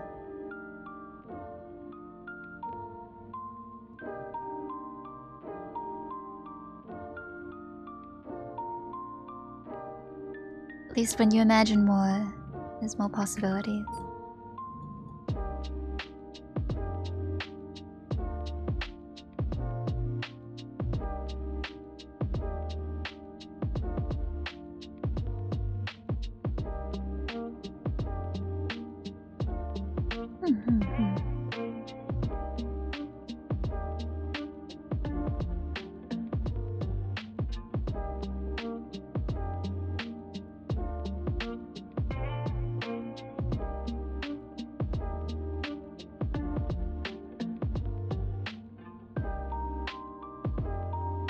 I think I've heard of the game called Kimi ga Shine, but I haven't played.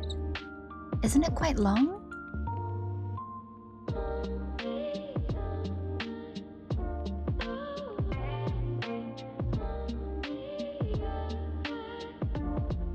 It's not that long? It's still ongoing? Wow. Oh, I see.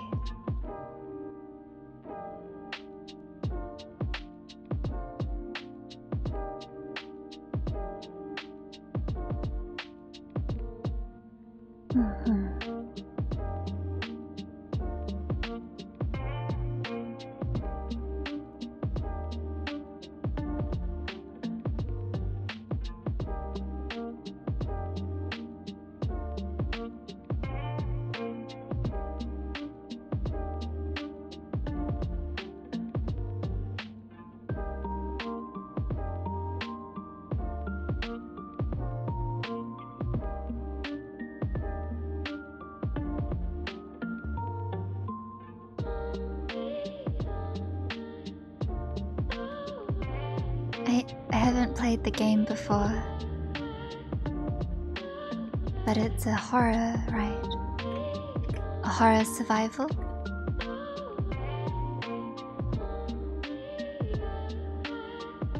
Ah. So it's...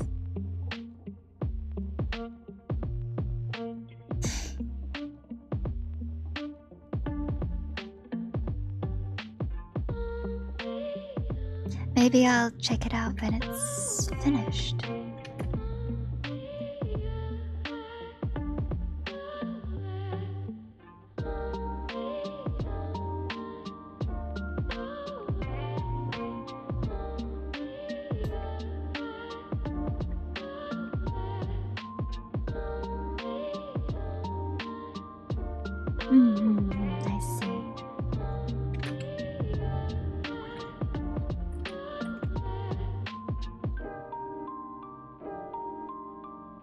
I see. I see.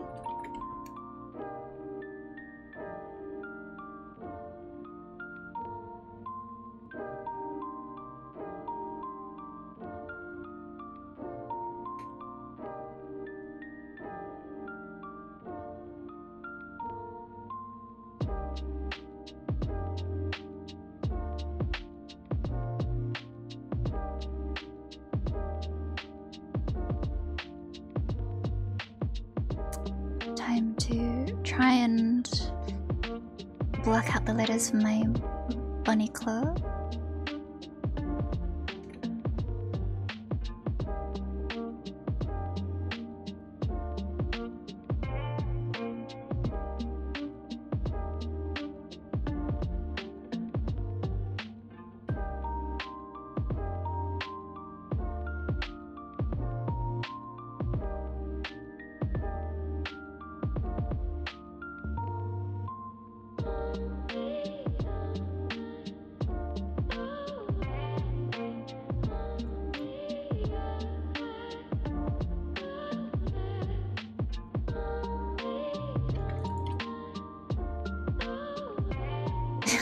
It's pretty jack, but I'll take it.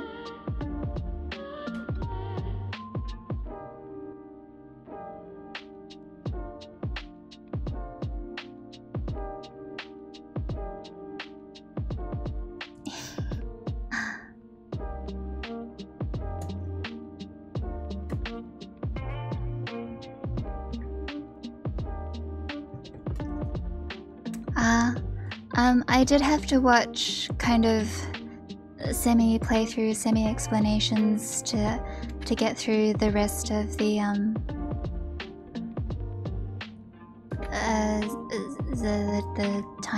zero time dilemma. I forgot what they were called. 999. That series.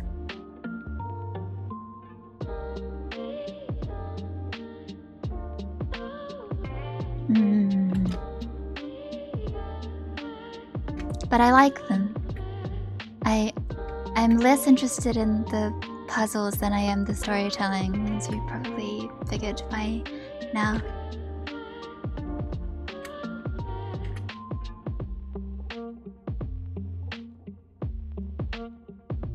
Zero escape, yes.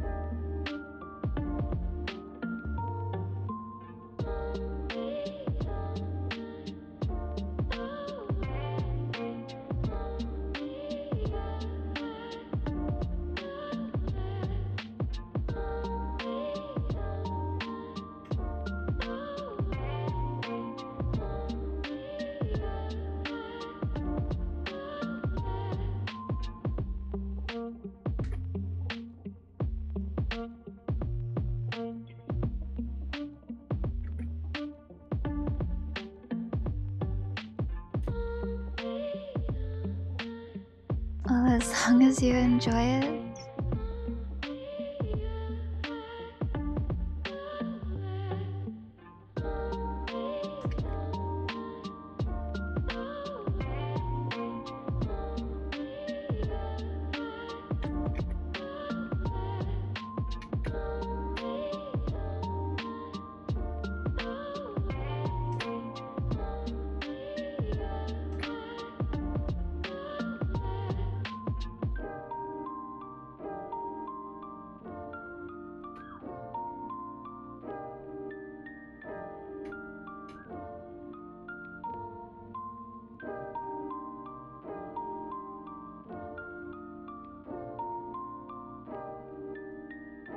I see. Well, Genshin is very popular for a reason.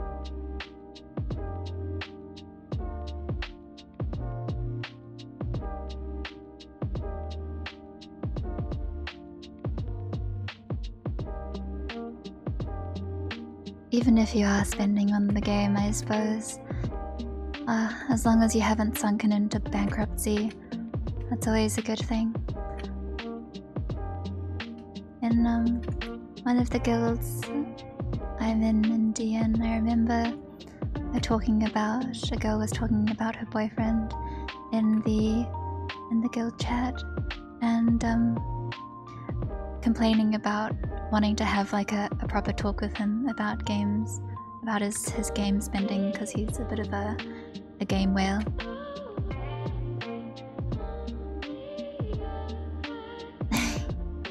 Thanks for enjoying the glasses.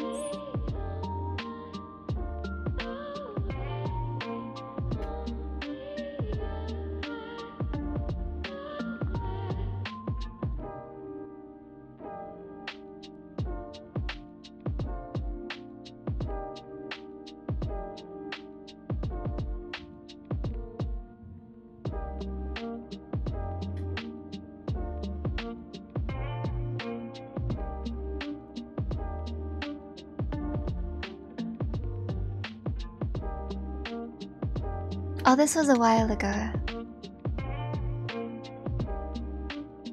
I think the main problem was not his spending, it was the fact that he said to her, I'm not gonna play Genshin, but the truth is that he was playing it and was spending money on it. So it's less about the fact that he was playing it, but more about the fact that he lied.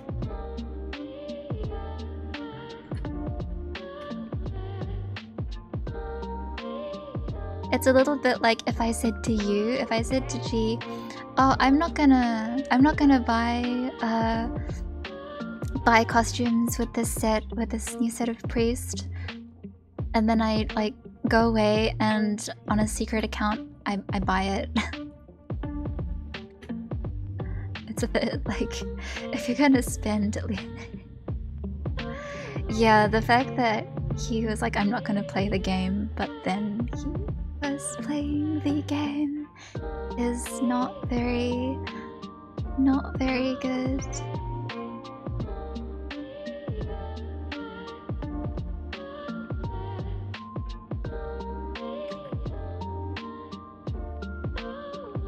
Because I mean, you know, she was also a person who likes spending on the games she plays, just, you know, because that's fine.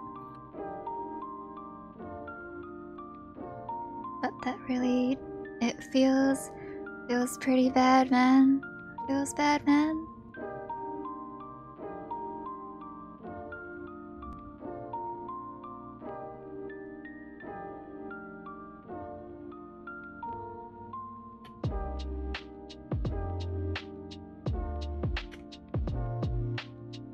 I think it's a problem if you can't fess up to it.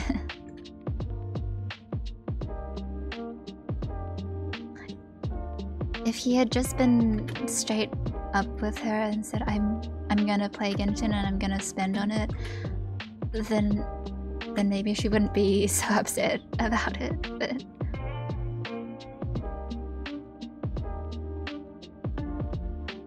Yeah, I'm pretty sure it was not a good situation.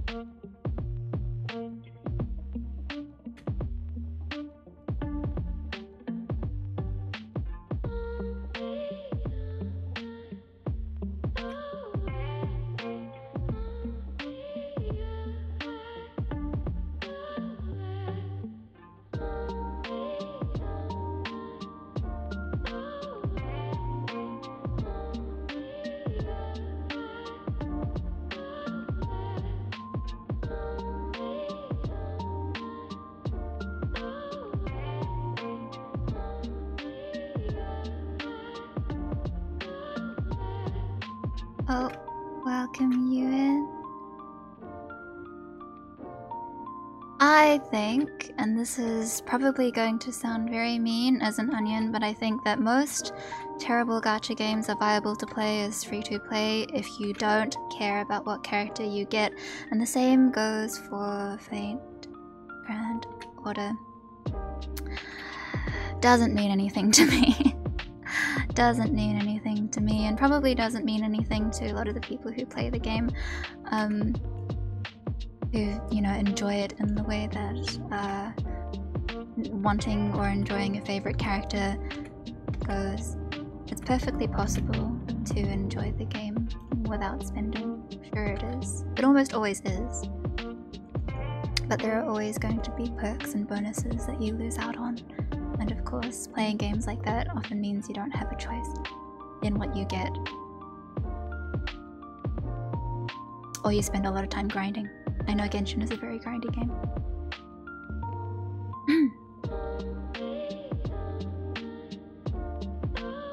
Pixel clothes incoming. I'm pretty excited for the pixel clothes, I've got to tell you.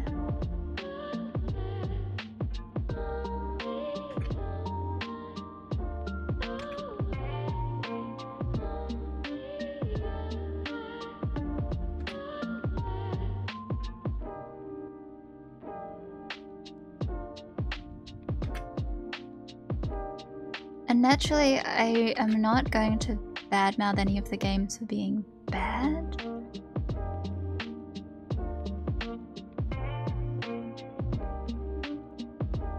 But it's pretty, I think I would definitely not say that any of those games are generous. At the very least, it's not the functional word.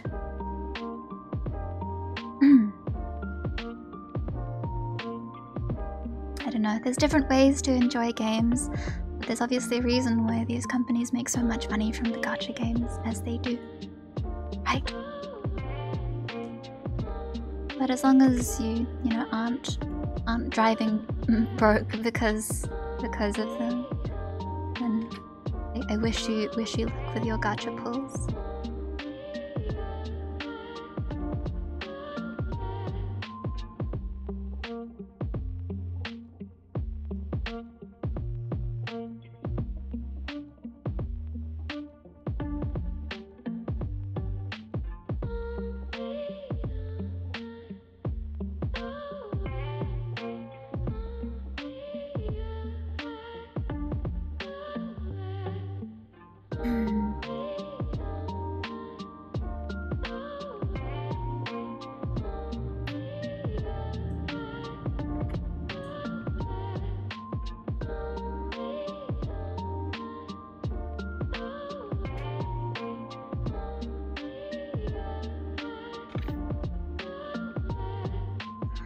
As long as you enjoy.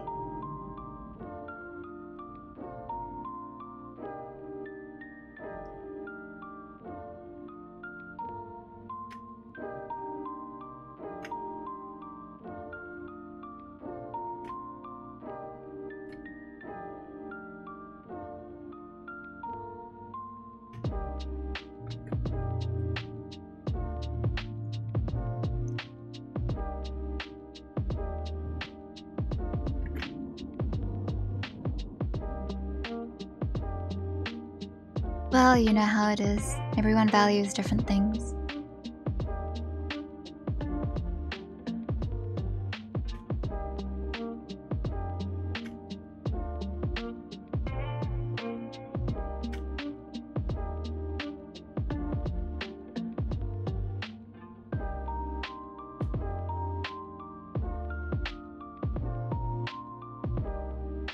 Oh, gone.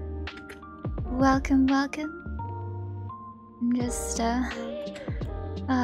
scuttling along very slowly with drawers. I feel like I've spent a lot of time drawing, not very much, and probably not in the way that I would usually do it.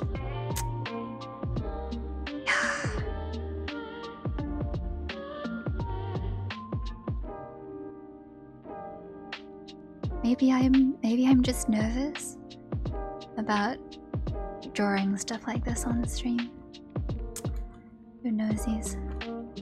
Oh, gone. Thank you for the bun drink water redeem.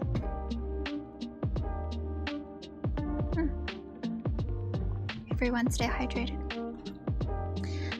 But I will call it soon.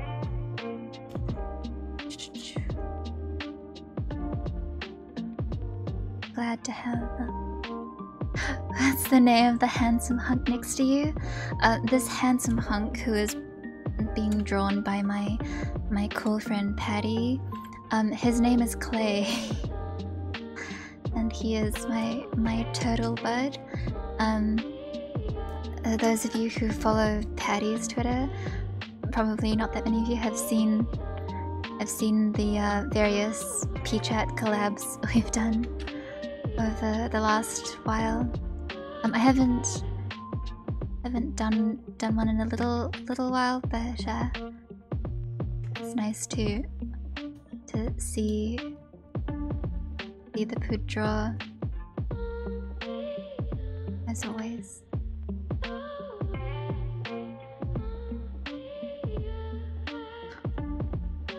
Maybe it's because I tried to be neat. Tried to be neat today, and so this is what we get. Not sure why I try that. It's been so chill being here, really. Oh, I'm glad if you find it chill. I think today I've pretty much lacked chill this entire time, and I'm quite sorry. I think I've said some very harsh things, and in general been in kind of a seedy mood, so I apologize. I think there's just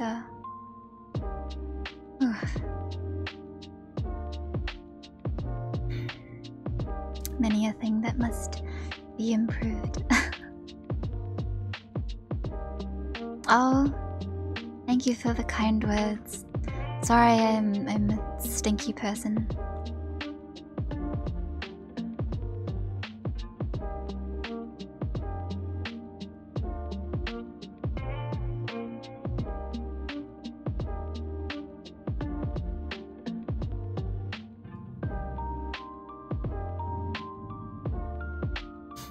But if there's anything that's been good, it's that the internet hasn't crumpled.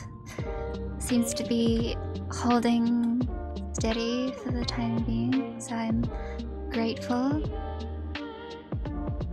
I won't schedule any more streams in the evening, probably for a while yet, but we shall see.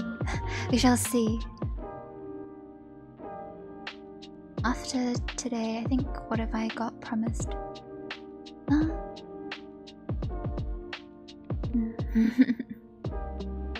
Nobody can stay their best all the time. I suppose not. With the way the morning went, I think I've just been kind of button iron grips everything, and so should probably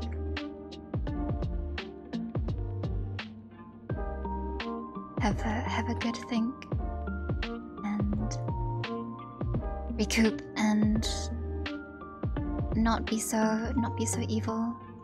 Not be so evil, bun.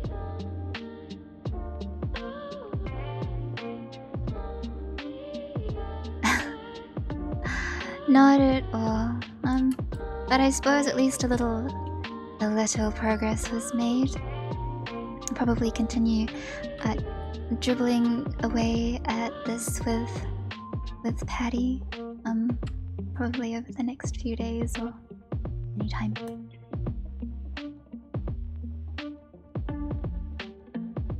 Oh, you know, it's just small things. I'm also sad to miss the Among Us collab.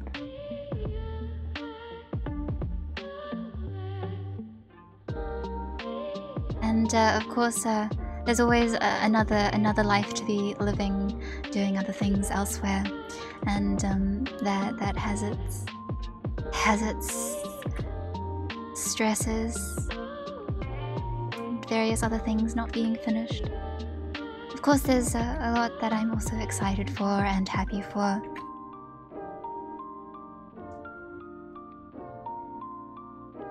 Oh no, you're kidding me! Please! No! Why? Welcome, Raiders. Why are you here? Why are you here? Oh, welcome, Jay. I'm just drawing a thing. No! Oh my goodness. Welcome, welcome. Hello. I was gonna end stream soon, but very well. Hello, folks. It is I, Bun.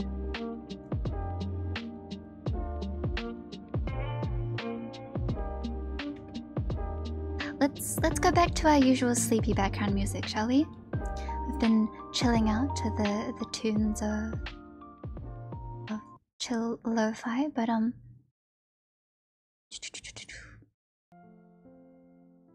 returning to the regular sleepy time background music. Oh gosh,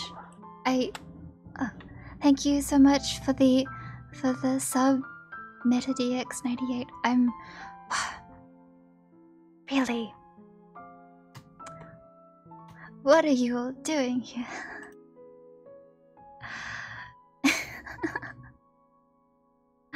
Hold on. Allow me to just disappear for a moment. Here we are.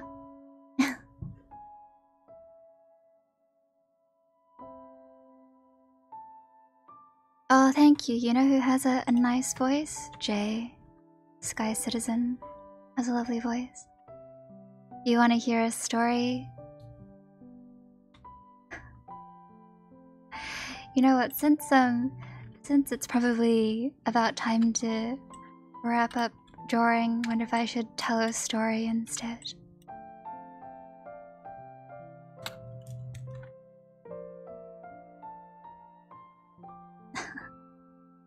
Jay is so good. Jay do be amazing.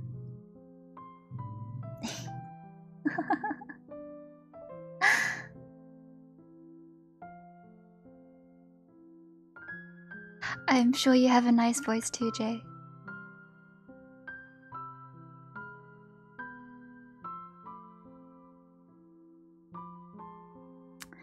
Wonder what kind of story could I tell? How's going, Bun? Was going fine. I was about to turn stream off until you came along, but I suppose I shall stick around for a fraction longer now that you have graced us with your Sky Citizen presence. Golly. No, not at all. Oh, about timing.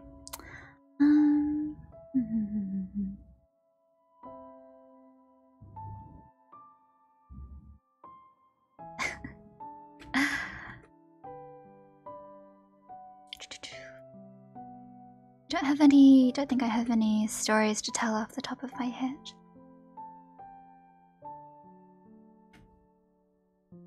Aside from seedy bun trivia as always, I suppose.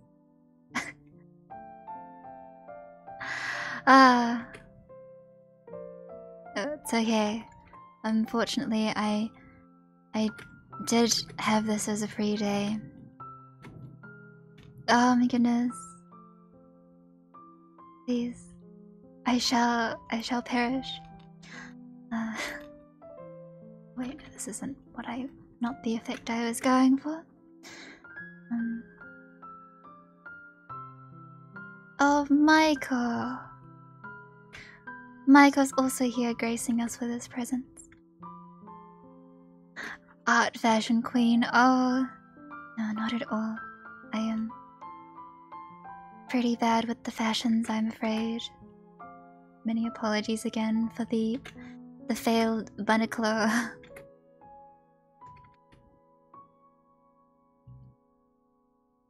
That's right. It's the Cats Go Mile.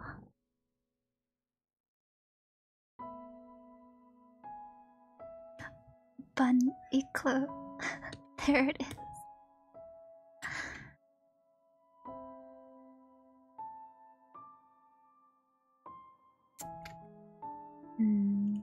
Well, the stream that I had planned on, when is it, Thursday?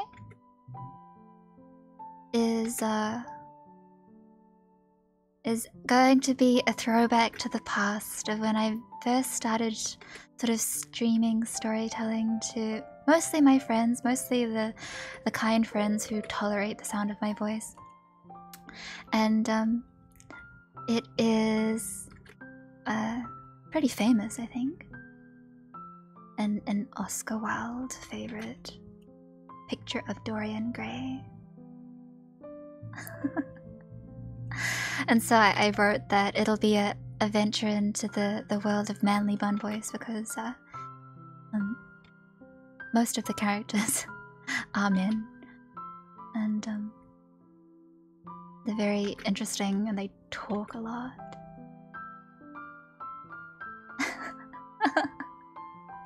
No.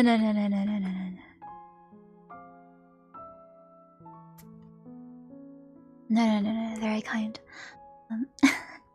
Careful. Yes, I shall be talking in my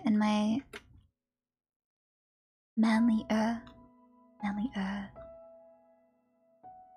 speaking voice.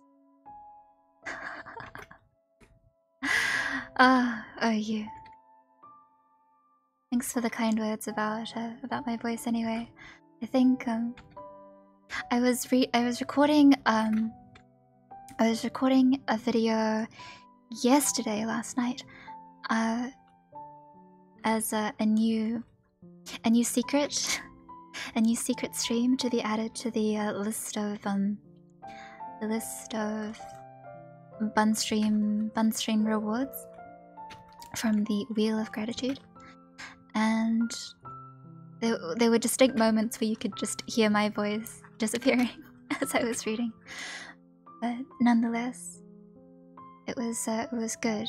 I won't give away what it is, although if you were there for my stream yesterday, you might have an idea of what it is. It is a secret. If anyone can spin the secret, I will link it to you. Oh yes, yes.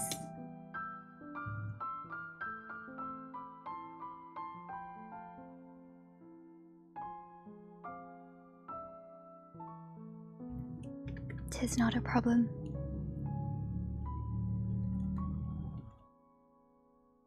I do remember also streaming when I had like lost my voice, and I was like fully frog mode that day.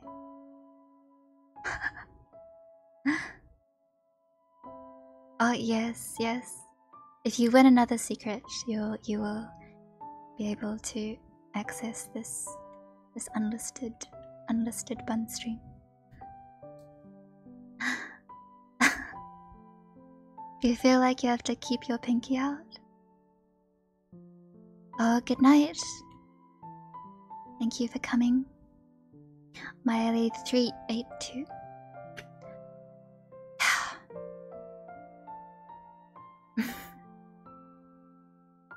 Only if you want. There's no pressure.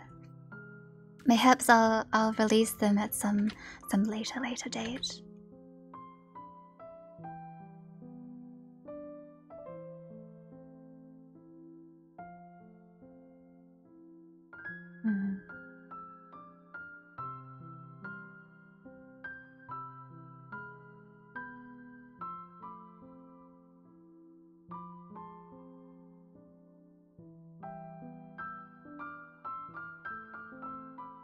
And while my internet has been uncooperative, I did think about, I suppose, things that I could do to remain active even while not having stream-friendly internet. And one of the most viable options is to be recording things even while offline so that I can upload them like overnight. Upload them overnight or something. I've done that before when no one is using the internet.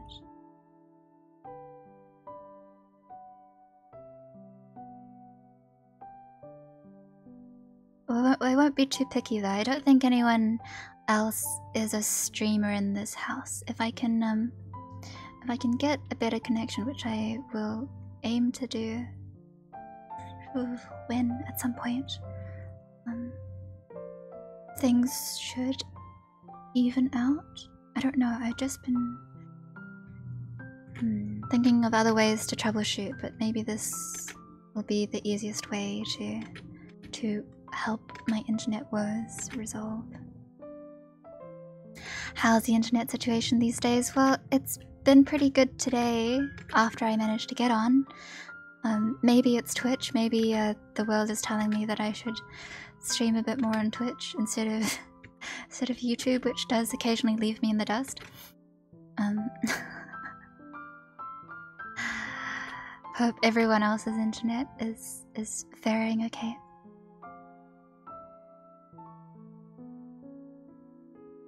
Actually, let's make this pink instead.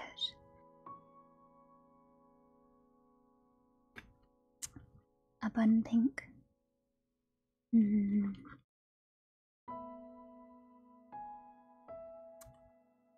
And thinking of this Cthulhu-based scenario that I want to translate and share with some friends.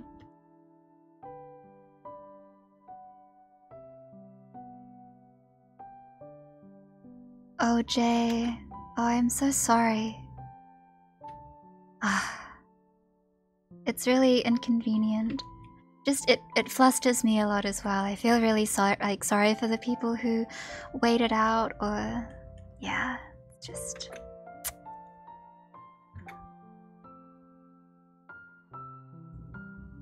Oh. Yeah. Thank you. I mean, I do find that Twitch and YouTube are convenient for different reasons. I like keeping a record, so I prefer YouTube so that once I stream a thing, I don't have to go elsewhere to upload it. But Twitch has been the kind of platform in my times of internet woe, despite the blips that happened during my Legs debut, which I won't forget. But overall, it hasn't been too bad, and it's been a bit friendlier than YouTube this past week.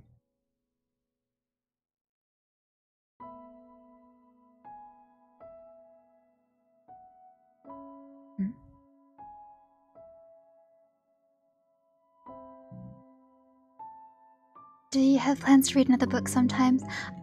While it is not a physical copy, the Picture of Dorian Gray is indeed a book.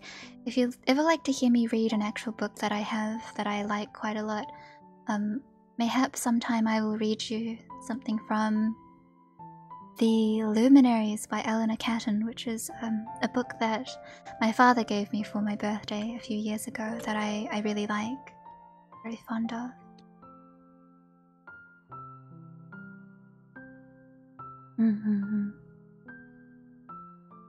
Well, videos that are on Twitch don't stay on Twitch forever. It's just, yeah. I find that to be a bit of a turn-off because I like the archive. I like having the archive.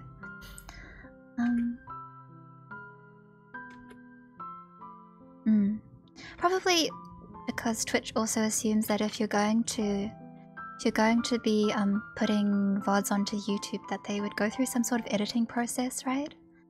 Like a lot of streamers who make videos to put on YouTube have them run through an editor who makes them into like 10 or 20 minute more consumable videos.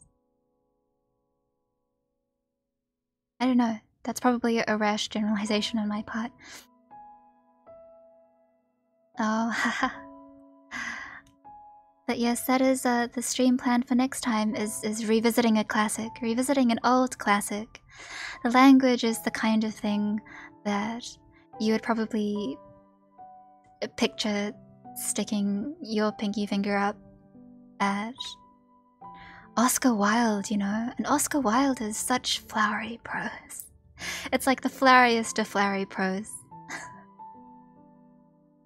Yes, stream highlights, that sort of thing. I would try to make some sort of stream highlight or some sort of reel to put on like Twitter or something. And I've talked to my friend, my video editing friends about this before. But I'm just not that interesting of a streamer. I feel like if I was going to make a trailer, it would end up being misleadingly funny, and for starters, I'm not funny, but like the idea of having one of those is great in theory. I don't think it would be a very accurate representation of what it's like to be in a stream with me, though. So maybe just like an introduction video. I don't know. Goodness.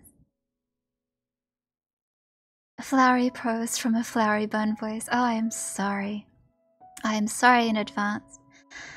In fact, there's an entire chapter in the Picture of Dorian Gray that I find to be so insufferable that I speed read it. Like, I sped read it for my friends once, and they were like buns wrapping this entire chapter. Well, if we make it that far, I'm sure you guys will hear it, because I still find the chapter insufferable. no matter how much time passes. Bun wrap, yes, that's right.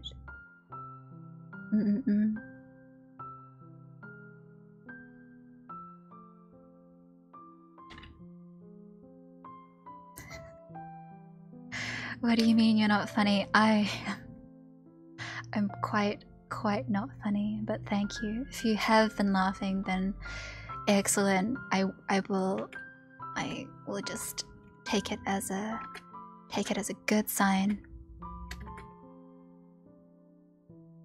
You've heard great things about Dorian Gray. I think they made a few movies about this novel, and it's not. I would say that if you're going to read it normally, it's not very long. It's not a very long book, but to be read aloud, I think it would probably take me 4 or 5 goes, I'd say, if we wanted to finish it.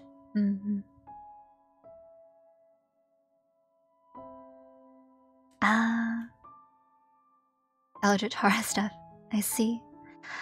Well, I think when it comes to classics, I suppose I have a leaning preference to read things that I think would suit my voice, and it's usually things like children's books or fairy tales or classics, things that are written that have an almost formal taste to them, or something that can be pieced together very purposefully, like a children's story. Hard to say. Does it? Is it much more engaging? When my friend asked me to read Dorian Gray, I think I read the first chapter for the EA folks, and then over the rest of the evening I just read the rest of the book myself, and I thought it was quite fascinating. Like, yeah, an interesting book for sure. Creepypastas. If you want to link me creepypastas, I can always read them.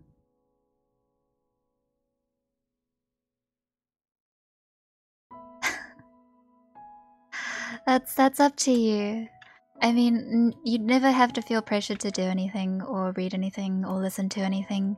I'm sure that some of the people who follow me literally have no interest in, like, listening to me read a story or care about when I read, but would rather just watch me draw or what have you. And that is also fine. This is just the kind of content that I make.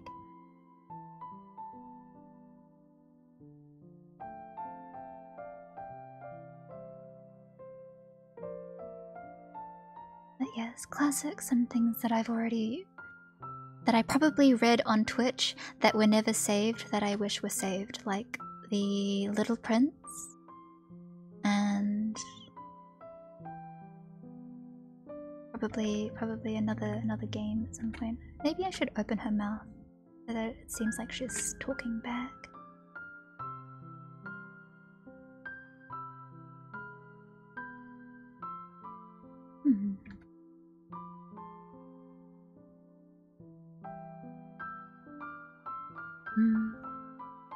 How do you feel when you hear your own recorded voice? I know what it sounds like. I know the sound of my recorded voice, so it does not surprise me at all. If you like this kind of content, then I'm glad. It's all very grass-growing, paint-drying content. It's not very exciting unless I've gone out of my way to play a horror game, which is a very rare occurrence. And even then, it's the only one who is losing their mind is probably me, I would say. Probably just me.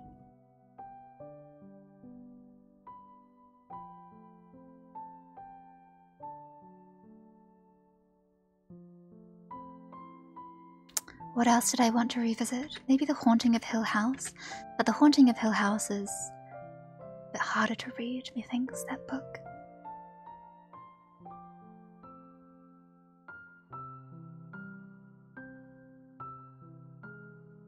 Oh, is it? I'm flattered if you think so. I'm glad if you find it relaxing.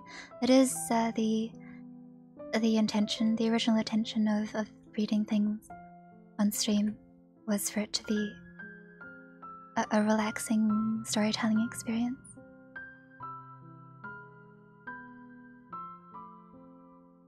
You think it'd be... Okay, it depends on if I'm scared or not. Like, you want to hear the sound of me being scared? That's... because that's fair, but also looks away, averts gaze.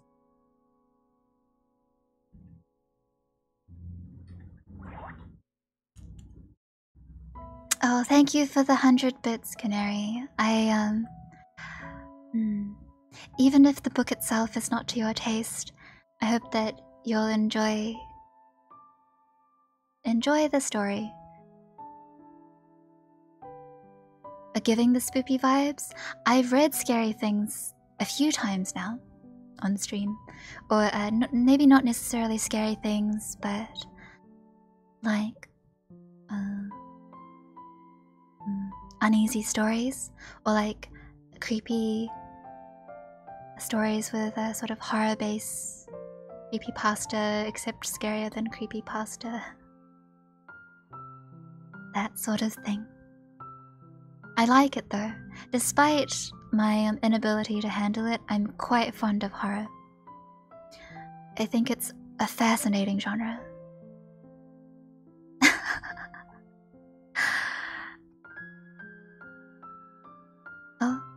Oh, thank you. I'm glad if you think so.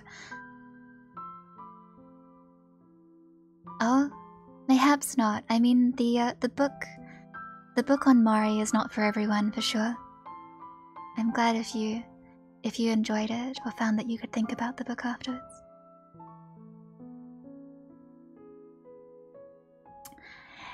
Anyway.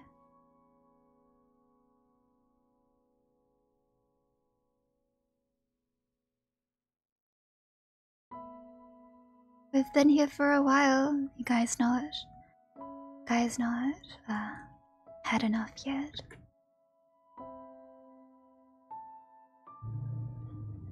I think I'll have to add a background to this part later.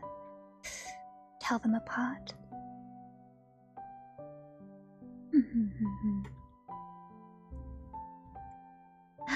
Oh.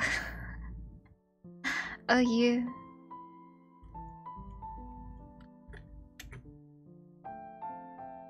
I will do my best to make content that is interesting.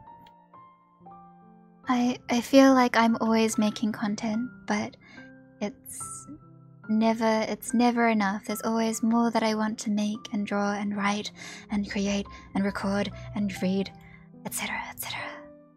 It's never ending.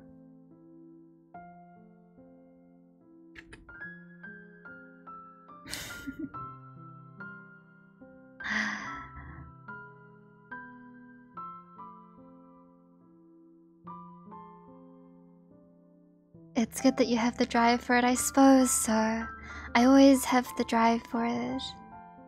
But mayhaps not the energy, not the time to do it. Maybe there'll be time, maybe I'll have to make a little bit more time. We shall see.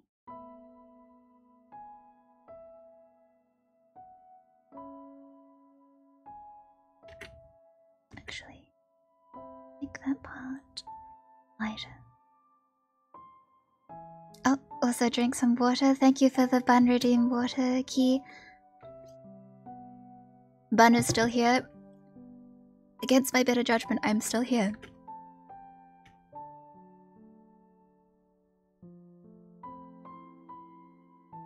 I imagine if this was a proper Uniqlo that there'd be quite a lot of lights dotted from above. Many lights. And these displays would probably all be lit as well.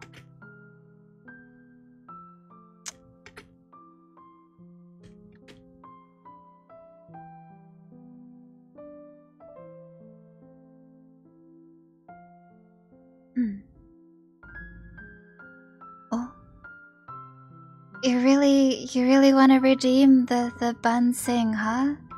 Goodness. Yeah. I mean, I'm grateful, but it's not.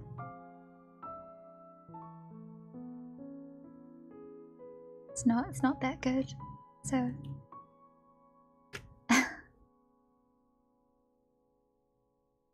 Oh my goodness. No.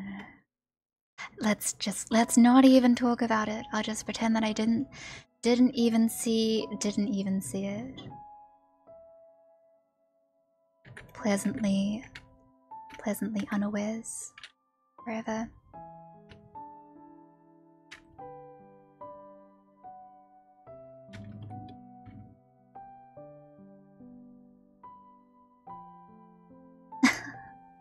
You want that rickroll? Very well. I'll be sure to rickroll you in the future. An analog rickroll. Buns swearing. Please don't be. I generally also dodge swearing if it appears in the media that I read. It's good to stay polite, you know? If I'm going to roast someone, I'll do it in proper grammar. No swear words, only viciousness.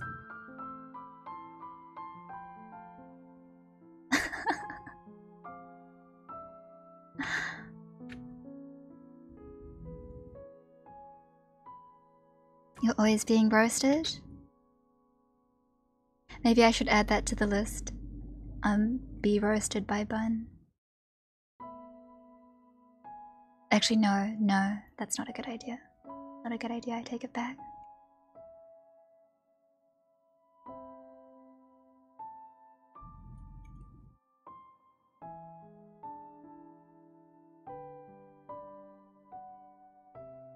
I see. I think it's a personal choice. It's a personal choice for me. And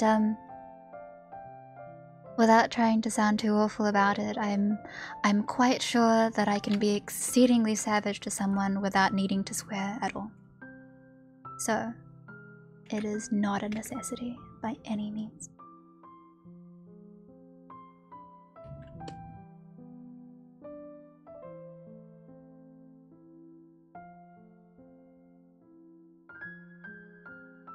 You believe in my savage words? You should, because I am quite savage.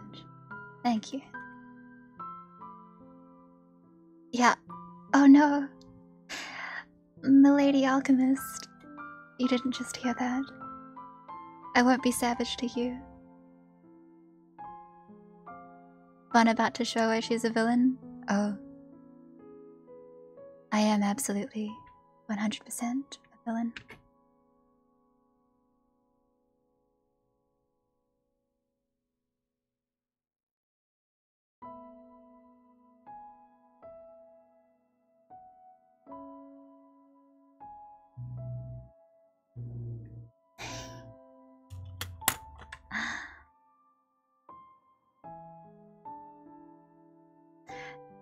You are curious about being savage without the use of curses?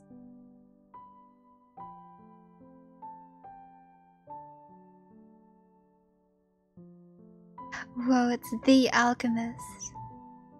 I know, we've been blessed.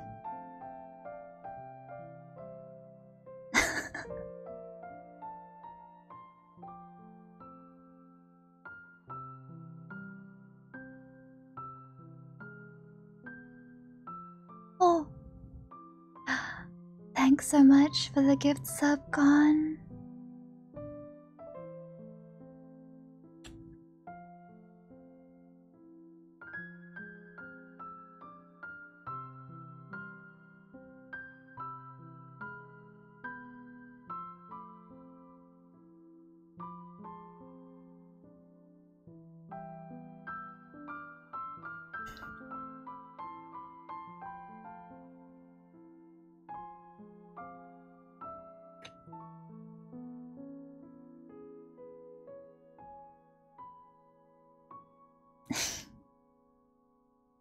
Thank you.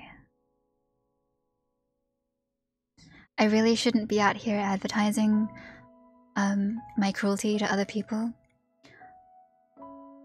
But, well, I do think of myself as being quite a mean person. So I would say it might happen sometime. I might just be villain bun for real.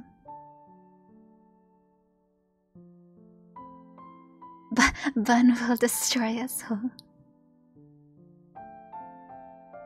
Oh my goodness. It's because I think words are very important. Words are, you know, they are what help us to understand each other. They give names to things like feelings and you point redeem for roast. You want to be roasted by me? You'd have to write it yourself though. You'd have to write some sort of roast for me to read. I don't think I could just roast someone without purpose. Oh my goodness. Oh, Canary, thank you so much for the gift sub for Zenfit. Thank you so much for the gift sub. But words are very important, and they civilize us as a people. And even though this comes back to me in a not good way, in probably the fact that several of my friends do say that I can be quite diplomatic in the way that I speak, it does stem from a habit of wanting to be thoughtful about the words I use for myself and for others. But that very same habit, you know, can be used to harm someone, you know. Words are very powerful things.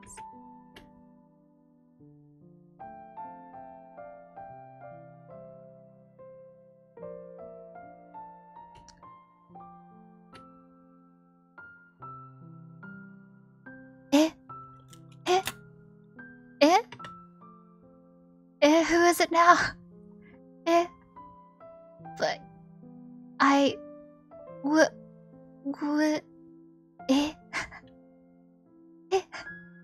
welcome, Raiders. When will I ever be released? When will I ever be released? Oh my goodness. Thank you so much, Hana, for the raid. I'm losing my mind. I was gonna end stream. Okay, you know what? That's cool. That's cool. I'm okay. I'm okay with this. Thank you so much for the raid. Let's just move these alerts over here. Yeah. I thank you for the raid. Thank you for the kind words. I'm just out here drawing with my friend. Oh no. Oh no. Okay, just a moment. I'm going to redeem bun drink water myself. It is actually approaching the time of night where the internet gets really crunchy, so I feel like chances are I won't be able to stay for too long after this. But for now, thank you so much for the everything. What? Oh my goodness, another raid. What should I do?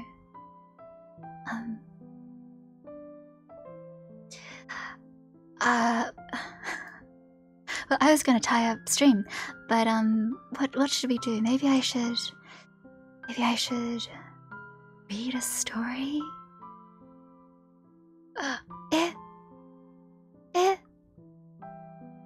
Oh my goodness. Meta, thank you so much for the gift subs. Thank you again, Canary, for the gift subs. What?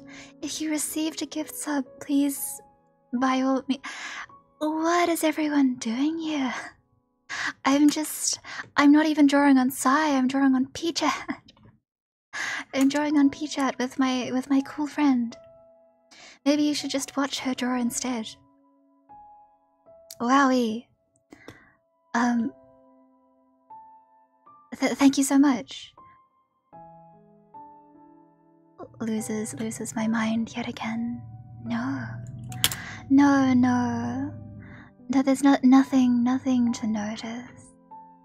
Oh. But I am grateful. I am just here existing, doing the same things as always. I should probably mention this, but I do stream possibly more on YouTube than I do on Twitch. I am of course grateful for the Twitch visits.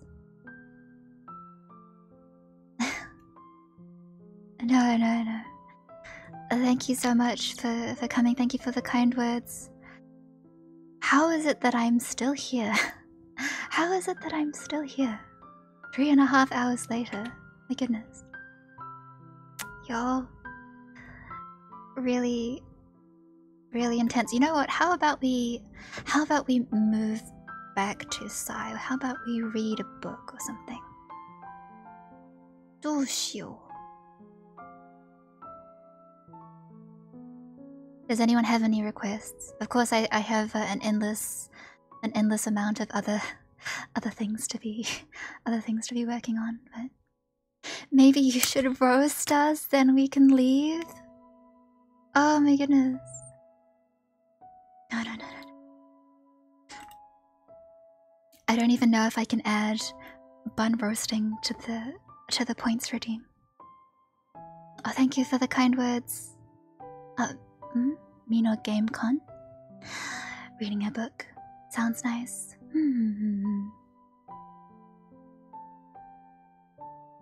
Eh? Oh, did eh? Oh, take it. Sorry, the notifications are a bit slow. Golly.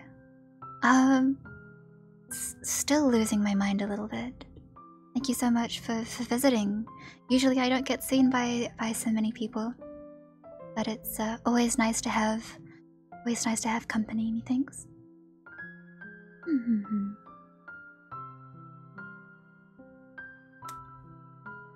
What book could I read as well? Maybe another classic. Maybe a Bun story. I could read a story of Bun. Peter Rabbit or Paddington. I could read the Velveteen Rabbit. Yeah. Oh, Hannah, thank you so much. I hardly use Twitter, so I'm sorry that I just am oblivious to everything. But thank you for visiting me. I'm just here existing and vibing as always. Oh, Jay, thank you for the gift sub. Thank you so much for the gift sub. I've already been here for a few hours, so I feel like I have no idea what I'm doing anymore. But mayhaps we can take a small break from the draw and read a thing, or you'd like a Bun story? Or I can fetch. I should be able to fetch it.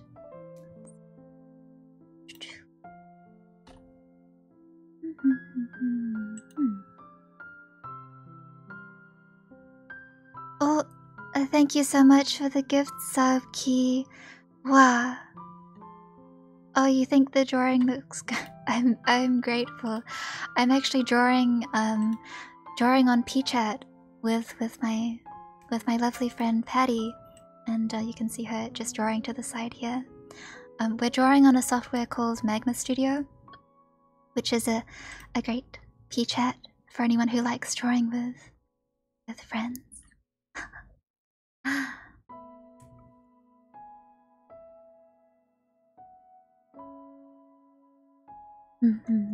It's good, and I think it's also fun. Anyway, let's see. Let's fish out a story then. Velveteen Rabbit.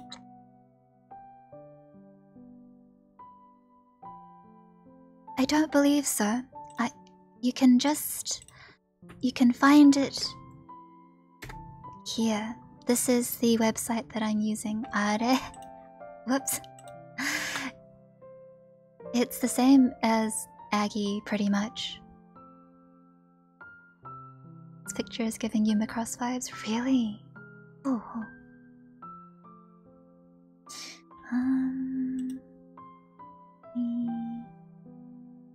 What should I do? Maybe we should change music.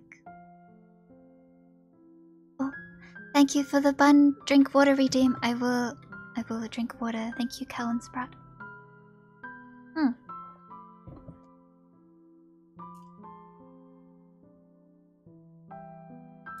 Everyone stay hydrated.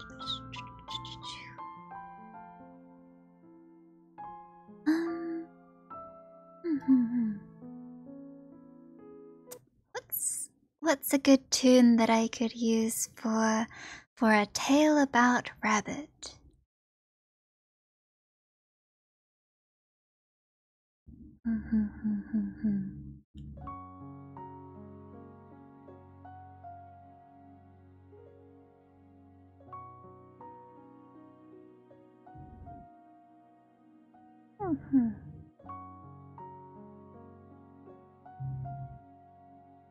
Maybe this one is a bit too sleepy.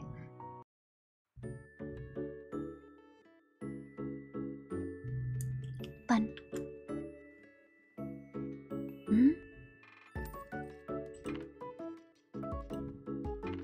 Write a story for it? No, I couldn't. I think what I will do is I will read this. I will read the story, and it might take 25 minutes or so. And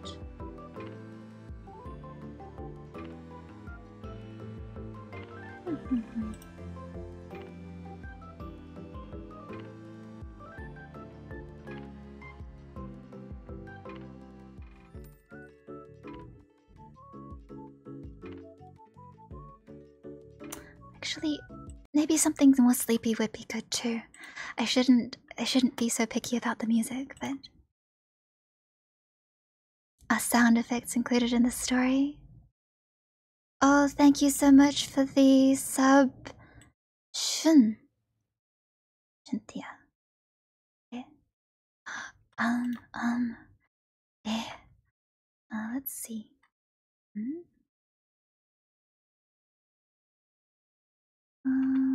How about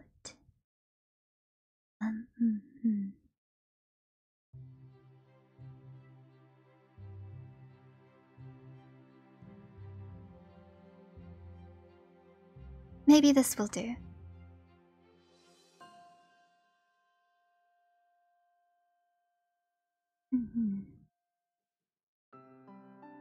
I'm sure some of you will know this story. It's one of my personal favorites. So I do read it now and again. Yeah. What? Oh my goodness. Thank you so much for the gift subs, Versatech. What? Oh my goodness. That's wild.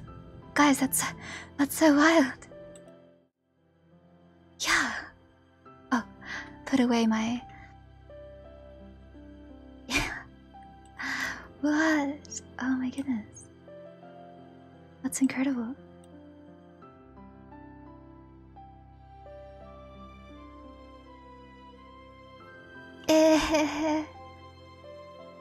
Oh.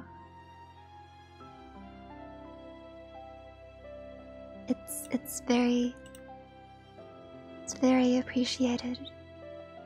Oh, thank you, Turtle, for the kind words. I'm putting away the drawer for now. I will save it for later, and work on it with my friend another time. Good night and thank you. But yes, let's read a little story and then be done. For sure be done.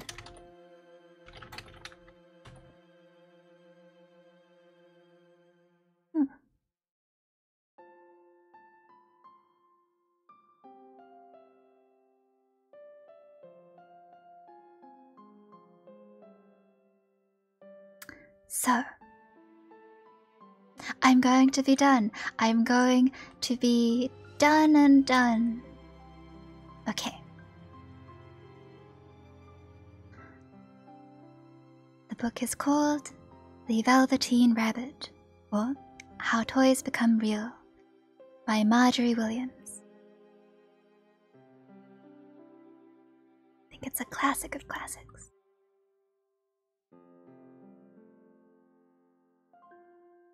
There was once a Velveteen Rabbit, and in the beginning he was really splendid. He was fat and bunchy as a rabbit should be. His coat was spotted brown and white. He had real thread whiskers, and his ears were lined with pink sateen. On Christmas morning, when he sat wedged in the top of the boy's stocking, with a sprig of holly between his paws, the effect was charming. There were other things in the stocking, nuts and oranges and a toy engine, and chocolate almonds and a clockwork mouse. But the rabbit was quite the best of all. For at least 2 hours the boy loved him, and then aunts and uncles came to dinner, and there was a great rustling of tissue paper and unwrapping of parcels, and in the excitement of looking at all the new presents, the Velveteen Rabbit was forgotten. For a long time he lived in the toy cupboard, or on the nursery floor, and no one thought very much about him. He was naturally shy, and being only made of velveteen, some of the more expensive toys quite snubbed him. The mechanical toys were very superior and looked down upon everyone else. They were full of modern ideas and pretended they were real. The model boat, who had lived through 2 seasons and lost most of his paint, caught the tone from them and never missed an opportunity of referring to his rigging in technical terms. The rabbit could not claim to be a model of anything, for he did not know that real rabbits existed. He thought they were all stuffed with sawdust like himself, and he understood that sawdust was quite out of date and should never be mentioned in modern circles. Even Timothy, the jointed wooden lion, was made by the disabled soldiers and should have had broader views, put on airs, and pretended he was connected with the government. Between them all, the poor little rabbit was made to feel himself very insignificant and commonplace, and the only person who was kind to him at all was the Skin Horse. The Skin Horse had lived longer in the nursery than any of the others. He was so old that his brown coat was bald in patches and showed the seams underneath, and most of the hairs in his tail had been pulled out to string bead necklaces. He was wise, for he had seen a long succession of mechanical toys arrive to boast and swagger, and by break their mainsprings and pass away, and he knew that they were only toys and would never turn into anything else. For nursery magic is very strange and wonderful, and only those playthings that are old and wise and experienced, like the Skin Horse, understand all about it. "What is real?" asked the rabbit one day, when they were lying side by side near the nursery fender, before Nana came to tidy the room. "Does it mean having things that buzz inside you and a stick-out handle?" "Real isn't how you are made," said the Skin Horse. "It's a thing that happens to you when a child loves you for a long, long time, not just to play with, but really loves you then you become real. Does it hurt? Asked the rabbit. Sometimes, said the Skin Horse, for he was always truthful. When you are real, you don't mind being hurt. Does it happen all at once, like being wound up? He asked. Or bit by bit? It doesn't happen all at once, said the Skin Horse. You become. It takes a long time. That's why it doesn't happen often to people who break easily, or have sharp edges, or who have to be carefully kept. Generally, by the time you are real, most of your hair has been loved off, and your eyes drop out and you get loose in the joints and very shabby, but these things don't matter at all, because once you are real, you can't be ugly, except to people who don't understand. I suppose you are real? Said the rabbit. And then he wished he had not said it, for he thought the Skin Horse might be sensitive. But the Skin Horse only smiled. The boy's uncle made me real, he said. That was a great many years ago, but once you are real, you can't become unreal again. It lasts for always. The rabbit sighed. He thought it would be a long time before this magic called real happened to him. He longed to become real, to know what it felt like, and yet the idea of growing shabby and losing his eyes and whiskers was rather sad. He wished that he could become it without these uncomfortable things happening to him. There was a person called Nana who ruled the nursery. Sometimes she took no notice of the playthings lying about, and sometimes, for no reason whatsoever, she went swooping about like a great wind and hustled them away in cupboards. She called this tidying up, and the playthings all hated it, especially the tin ones. The rabbit didn't mind it so much, for wherever he was thrown he came down soft. One evening, when the boy was going to bed, he couldn't find the china dog that always slept with him. Nana was in a hurry, and it was too much trouble to hunt for china dogs at bedtime, so she simply looked about her, and seeing that the toy cupboard door stood open, she made a swoop. Here, she said, take your old bunny, he'll do to sleep with you. And she dragged the rabbit out by one ear and put him into the boy's arms. Just a moment.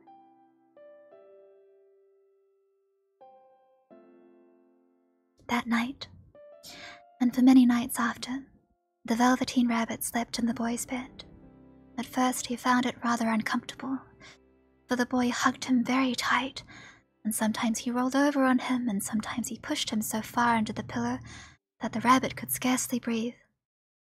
And he missed, too, those long moonlight hours in the nursery, and all the house was silent, and his talks with the Skin Horse. But very soon, he grew to like it, for the boy used to talk to him, and made nice tunnels for him under the bedclothes that he said were like the burrows that real rabbits lived in. And they had splendid games together in whispers, when Nana had gone away to her supper, and left the nightlight burning on the mantelpiece. And when the boy dropped off to sleep, the rabbit would snuggle down close under his little warm chin and dream, with the boy's hands clasped close around him all night long. And so time went on, and the little rabbit was very happy, so happy that he never noticed how his beautiful velveteen fur was getting shabbier and shabbier, and his tail was becoming unsewn, and all the pink rubbed off of his nose where the boy had kissed him. Spring came, and they had long days in the garden, for wherever the boy went, the rabbit went too. He had rides in the wheelbarrow and picnics on the grass, and lovely fairy huts built for him under the raspberry canes beneath the flower border. And once, when the boy was called away suddenly to go out to tea, the rabbit was left out on the lawn until long after dusk, and Nana had to come and look for him with the candle because the boy couldn't go to sleep unless he was out there.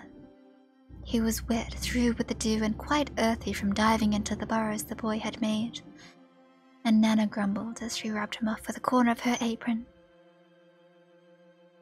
"You must have your old bunny," she said. "Fancy all that fuss for a toy." The boy sat up in bed and stretched out his hands. "Give me my bunny," he said.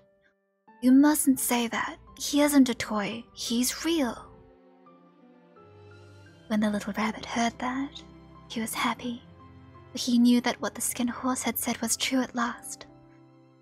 The nursery magic had happened to him. He was a toy no longer. He was real. The boy himself had said it.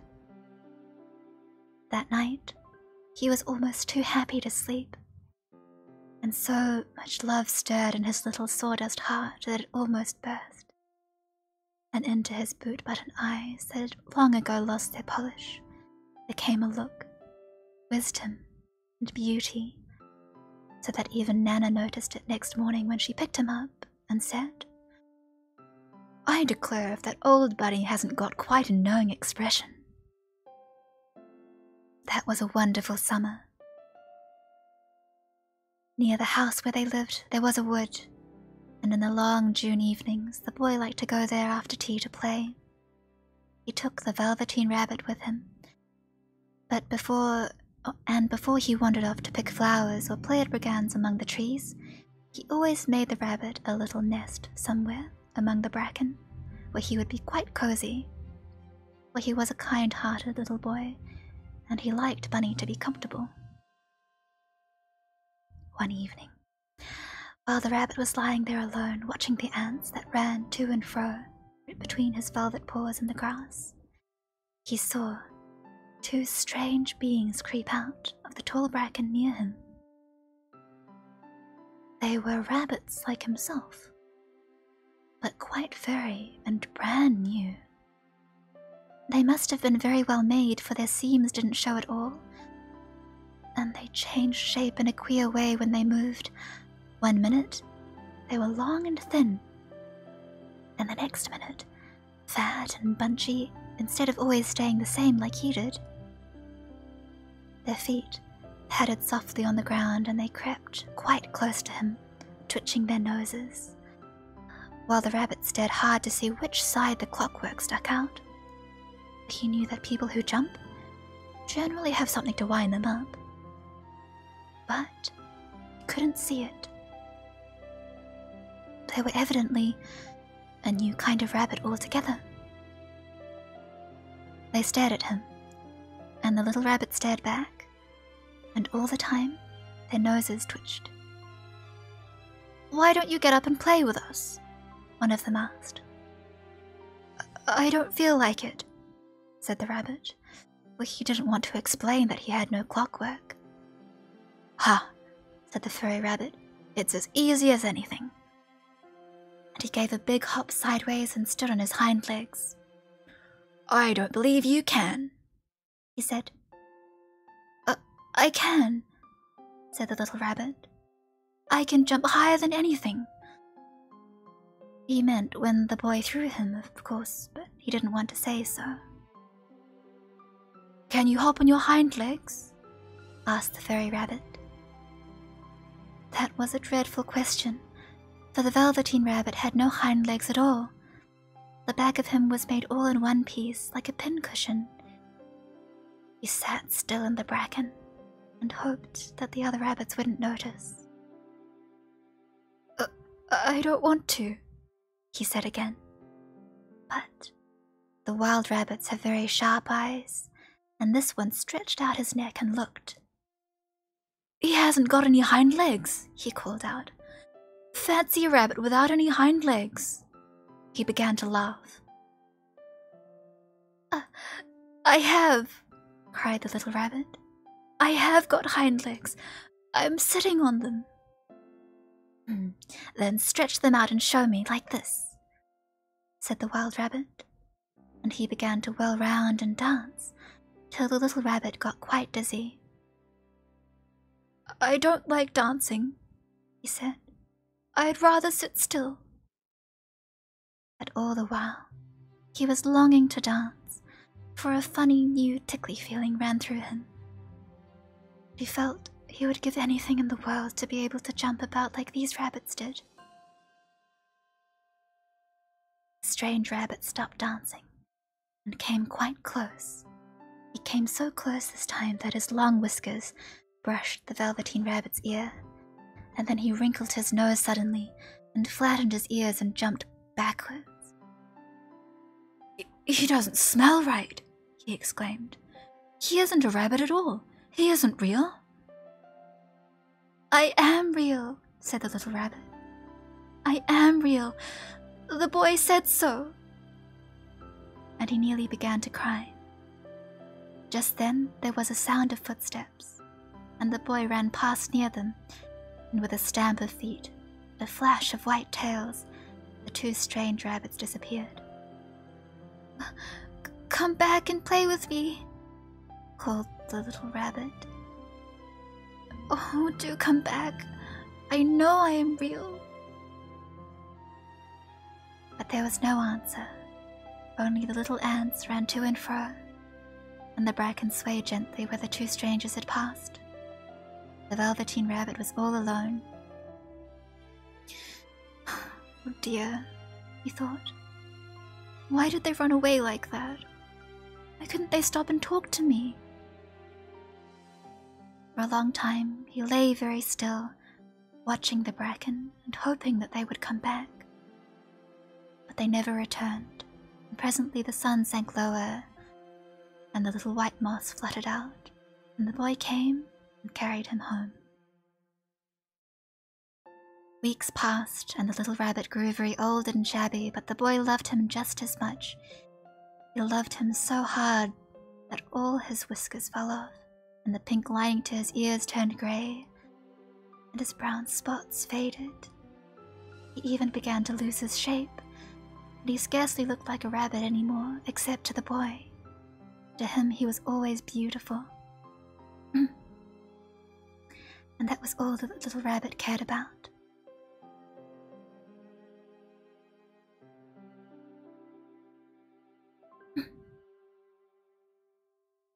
He didn't mind how he looked to other people, because the nursery magic had made him real. And when you are real, shabbiness doesn't matter. And then, one day, the boy was ill. His face grew very flushed, and he talked in his sleep, and his little body was so hot that it burned the rabbit when he held him close. Strange people came and went in the nursery, and a light burned all night, and through it all, the little Velveteen Rabbit lay there, hidden from sight under the bedclothes. And he never stirred, for he was afraid that if they found him, someone might take him away, and he knew that the boy needed him. It was a long, weary time, for the boy was too ill to play, and the little rabbit found it rather dull with nothing to do all day long.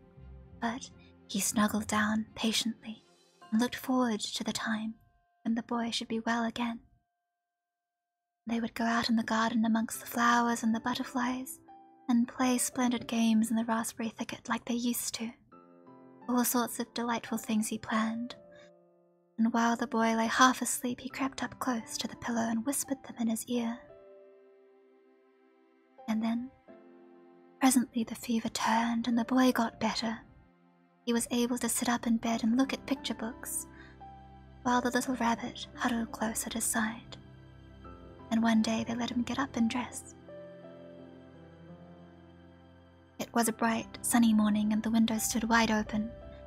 They had carried the boy out onto the balcony wrapped in a shawl. The boy was going to the seaside tomorrow. Everything was arranged, and now it only remained to carry out the doctor's orders. They talked about it all, while the little rabbit lay under the bedclothes with just his head peeping out and listened. The room was to be disinfected, and all the books and toys that the boy had played with in bed must be burned. Tomorrow we shall go to the seaside, thought the rabbit, for the boy had often talked of the seaside and he wanted very much to see the big waves coming in, and the tiny crabs and the sand castles. Just then, Nana caught sight of him. "How about his old bunny?" she asked. "That?" said the doctor. "Why, it's a mass of scarlet fever germs. Burn it at once." "What? Nonsense. Get him a new one. You mustn't have that anymore." And so, the little rabbit was put into a sack with the old picture books and a lot of rubbish and carried out to the end of the garden behind the fowl house. That was a fine place to make a bonfire, only the gardener was too busy just then to attend to it. He had the potatoes to dig and the green peas to gather, but next morning he promised to come quite early and burn the whole lot. That night, the boy slept in a different bedroom, and he had a new bunny to sleep with him. It was a splendid bunny, all white plush, with real glass eyes. But the boy was too excited to care much about it, for tomorrow he was going to the seaside, and that in itself was such a wonderful thing that he could think of nothing else. And while the boy was asleep, dreaming of the seaside, the little rabbit lay among the old picture books in the corner behind the fowl house, and he felt very lonely. The sack had been left untied, and so by wriggling a bit, he was able to get his head through the opening and look out. He was shivering a little, for he had always been used to sleeping in a proper bed, and by this time his coat had worn so thin and threadbare from hugging that it was no longer any protection to him. Nearby, he could see the thicket of raspberry canes growing tall and close like a tropical jungle, in whose shadow he had played with the boy on bygone mornings. He thought those long sunlit hours in the garden, how happy they were, and a great sadness came over him. He seemed to see them all pass before him, each more beautiful than the other, the fairy huts and the flower bed, the quiet evenings in the wood when he lay in the bracken and the little ants ran over his paws, the wonderful day when he first knew that he was real. He thought of the skin horse, so wise and gentle, all that he had told him. Of what use was it to be loved and lose one's beauty and become real, if it all ended like this? And a tear, a real tear, trickled down his little shabby velvet nose and fell to the ground. And then a strange thing happened. For where the tear had fallen, a flower grew out of the ground, a mysterious flower, not at all like any that grew in the garden. It had slender green leaves the color of emeralds, and in the center of the leaves a blossom like a golden cup. It was so beautiful that the little rabbit forgot to cry and just lay there watching it. And presently, the blossom opened, and out of it stepped a fairy. Oh, she was quite the loveliest fairy in the whole world. Her dress was of pearl and dewdrops. There were flowers round her neck and in her hair, and her face was like the most perfect flower of all. And she came close to the little rabbit and gathered him up in her arms, and kissed him on his velveteen nose that was all damp from crying. "Little rabbit," she said, "don't you know who I am?" The rabbit looked up at her, and it seemed to him that he had seen her face before, but couldn't think where. "I am the nursery magic fairy," she said. "I take care of all the playthings that the children have loved when they are old and worn out, and the children don't need them anymore. And I come and take them away with me and turn them to real." "Wasn't I real before?" Huh? Asked the little rabbit. You were real to the boy, the fairy said, because he loved you. Now, you shall be real to everyone. And she held the little rabbit close in her arms and flew with him into the wood. It was light now, for the moon had risen. All the forest was beautiful, and the fronds of the bracken shone like frosted silver. In the open glade, between the tree trunks, the wild rabbits danced with their shadows on the velvet grass. But when they saw the fairy, they all stopped dancing and stood round in a ring to stare at her. I've brought you a new playfellow, the fairy said. You must be very kind to him and teach him all he needs to know in Rabbitland, for he is going to live with you forever and ever.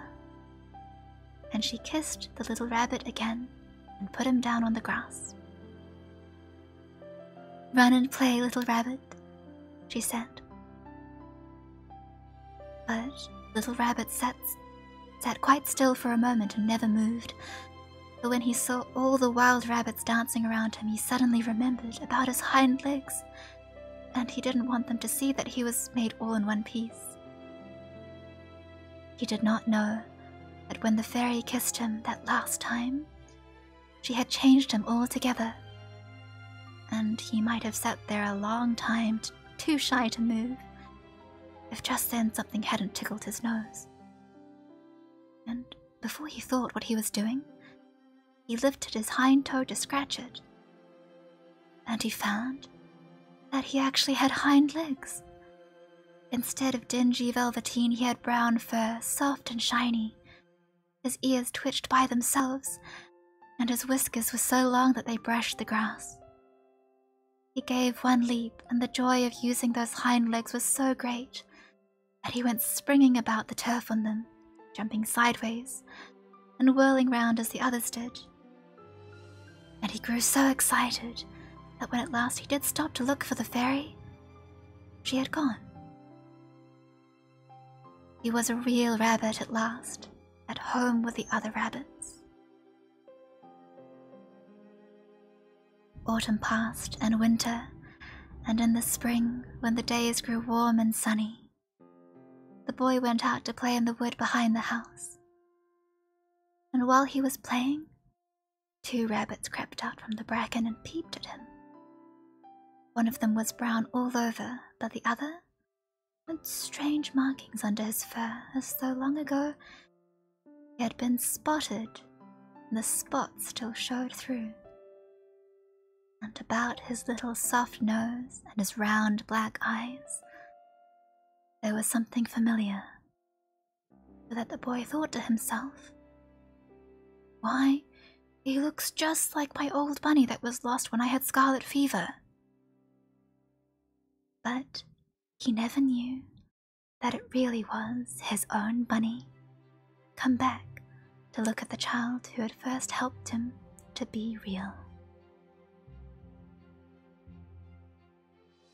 The end. That was the Velveteen Rabbit.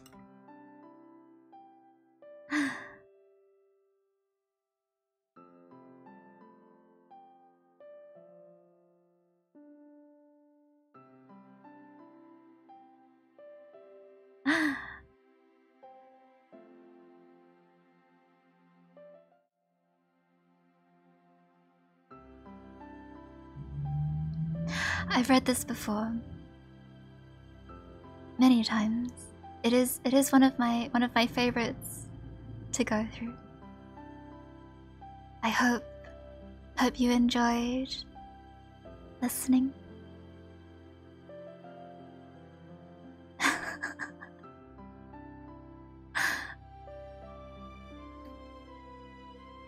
Oh, well, thank you for listening. Thank you for joining me for the stream today. It has been a bit more long haul than I first expected, but I'm glad to have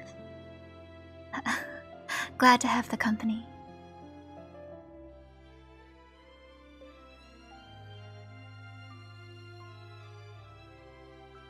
but it is now time for me to retire as promised.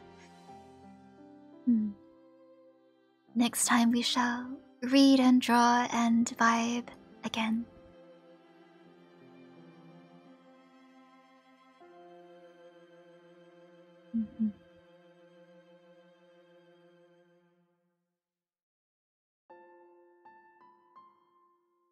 Time for the bun to sleep.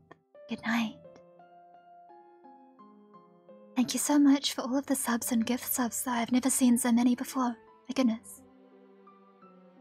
If you enjoyed the book, I definitely recommend it. It is public domain by now, I believe. So it's just something that can be found online for anyone who wants to read it again or share it with someone else. Thank you for joining me today. Wish you all a good night. Good night, good night. Oh, I can wave. Wave, wave.